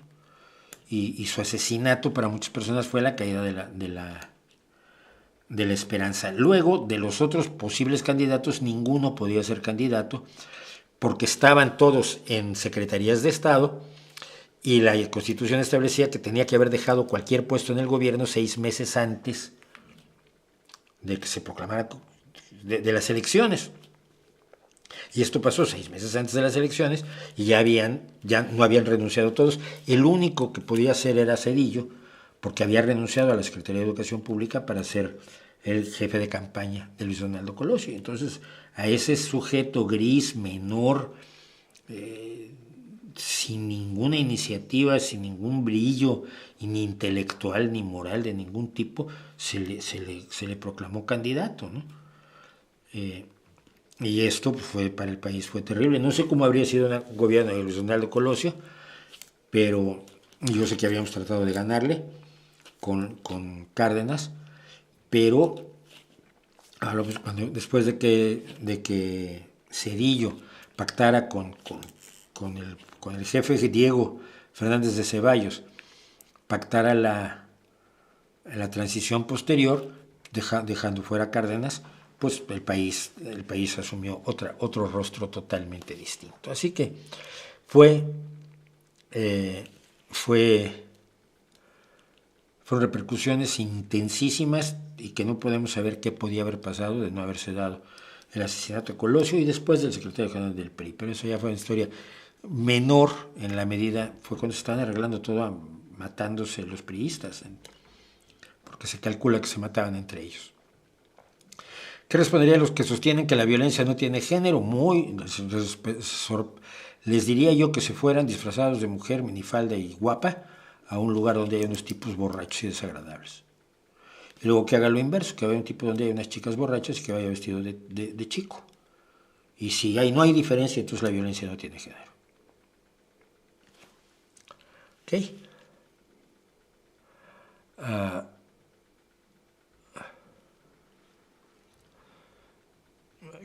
¿Será que el regreso de Oasis traiga? No, el regreso de Oasis es irrelevante. Oasis solo fue relevante en su primer disco. Después lo relevante han sido sus peleas y ahorita lo están haciendo por dinero, pues que les vaya bien, ¿no? No pienso dedicarles ninguna atención. Musicalmente no me pueden dar nada a dos personas así. Ya. Bueno. Hay 235 personas viendo el streaming y están volviendo de las vacaciones, esto es bueno. A 3 no les ha gustado el streaming, a 214 les ha gustado y hay 12 que se lo están pensando. Pues muchísimas gracias.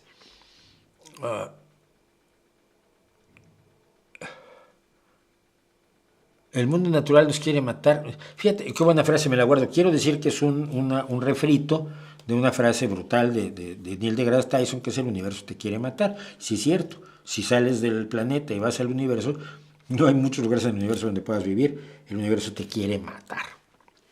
Están llegando mensajes y me llegan por el reloj y me molestan, así que...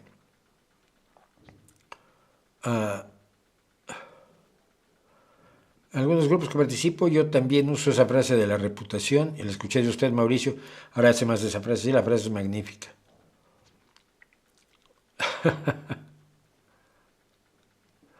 Bueno, Flash Danicelli, que plantó una guitarra para tener un árbol de guitarras, creció una planta con frutas, probé la fruta y estoy intoxicado en el hospital. ¿Por qué no me gustan los gatos? Porque están planeando matarme y comerse mis ojos. Porque no son animales sociales. 1, no son animales sociales. 2, su domesticación es mucho más reciente que la del perro y mucho menos cercana. O sea, no hemos coevolucionado, no hemos coexistido porque el gato tenía la función de trabajar en el granero y en la casa, pero él estaba allí para lo de los ratones. No creaba una relación como la que se crea cuando cazamos juntos, comemos juntos y dormimos juntos. Mi perro, cuando yo me voy a dormir la siesta, no importa en qué lugar de la casa esté mi perro, si oye que me recuesto en la cama,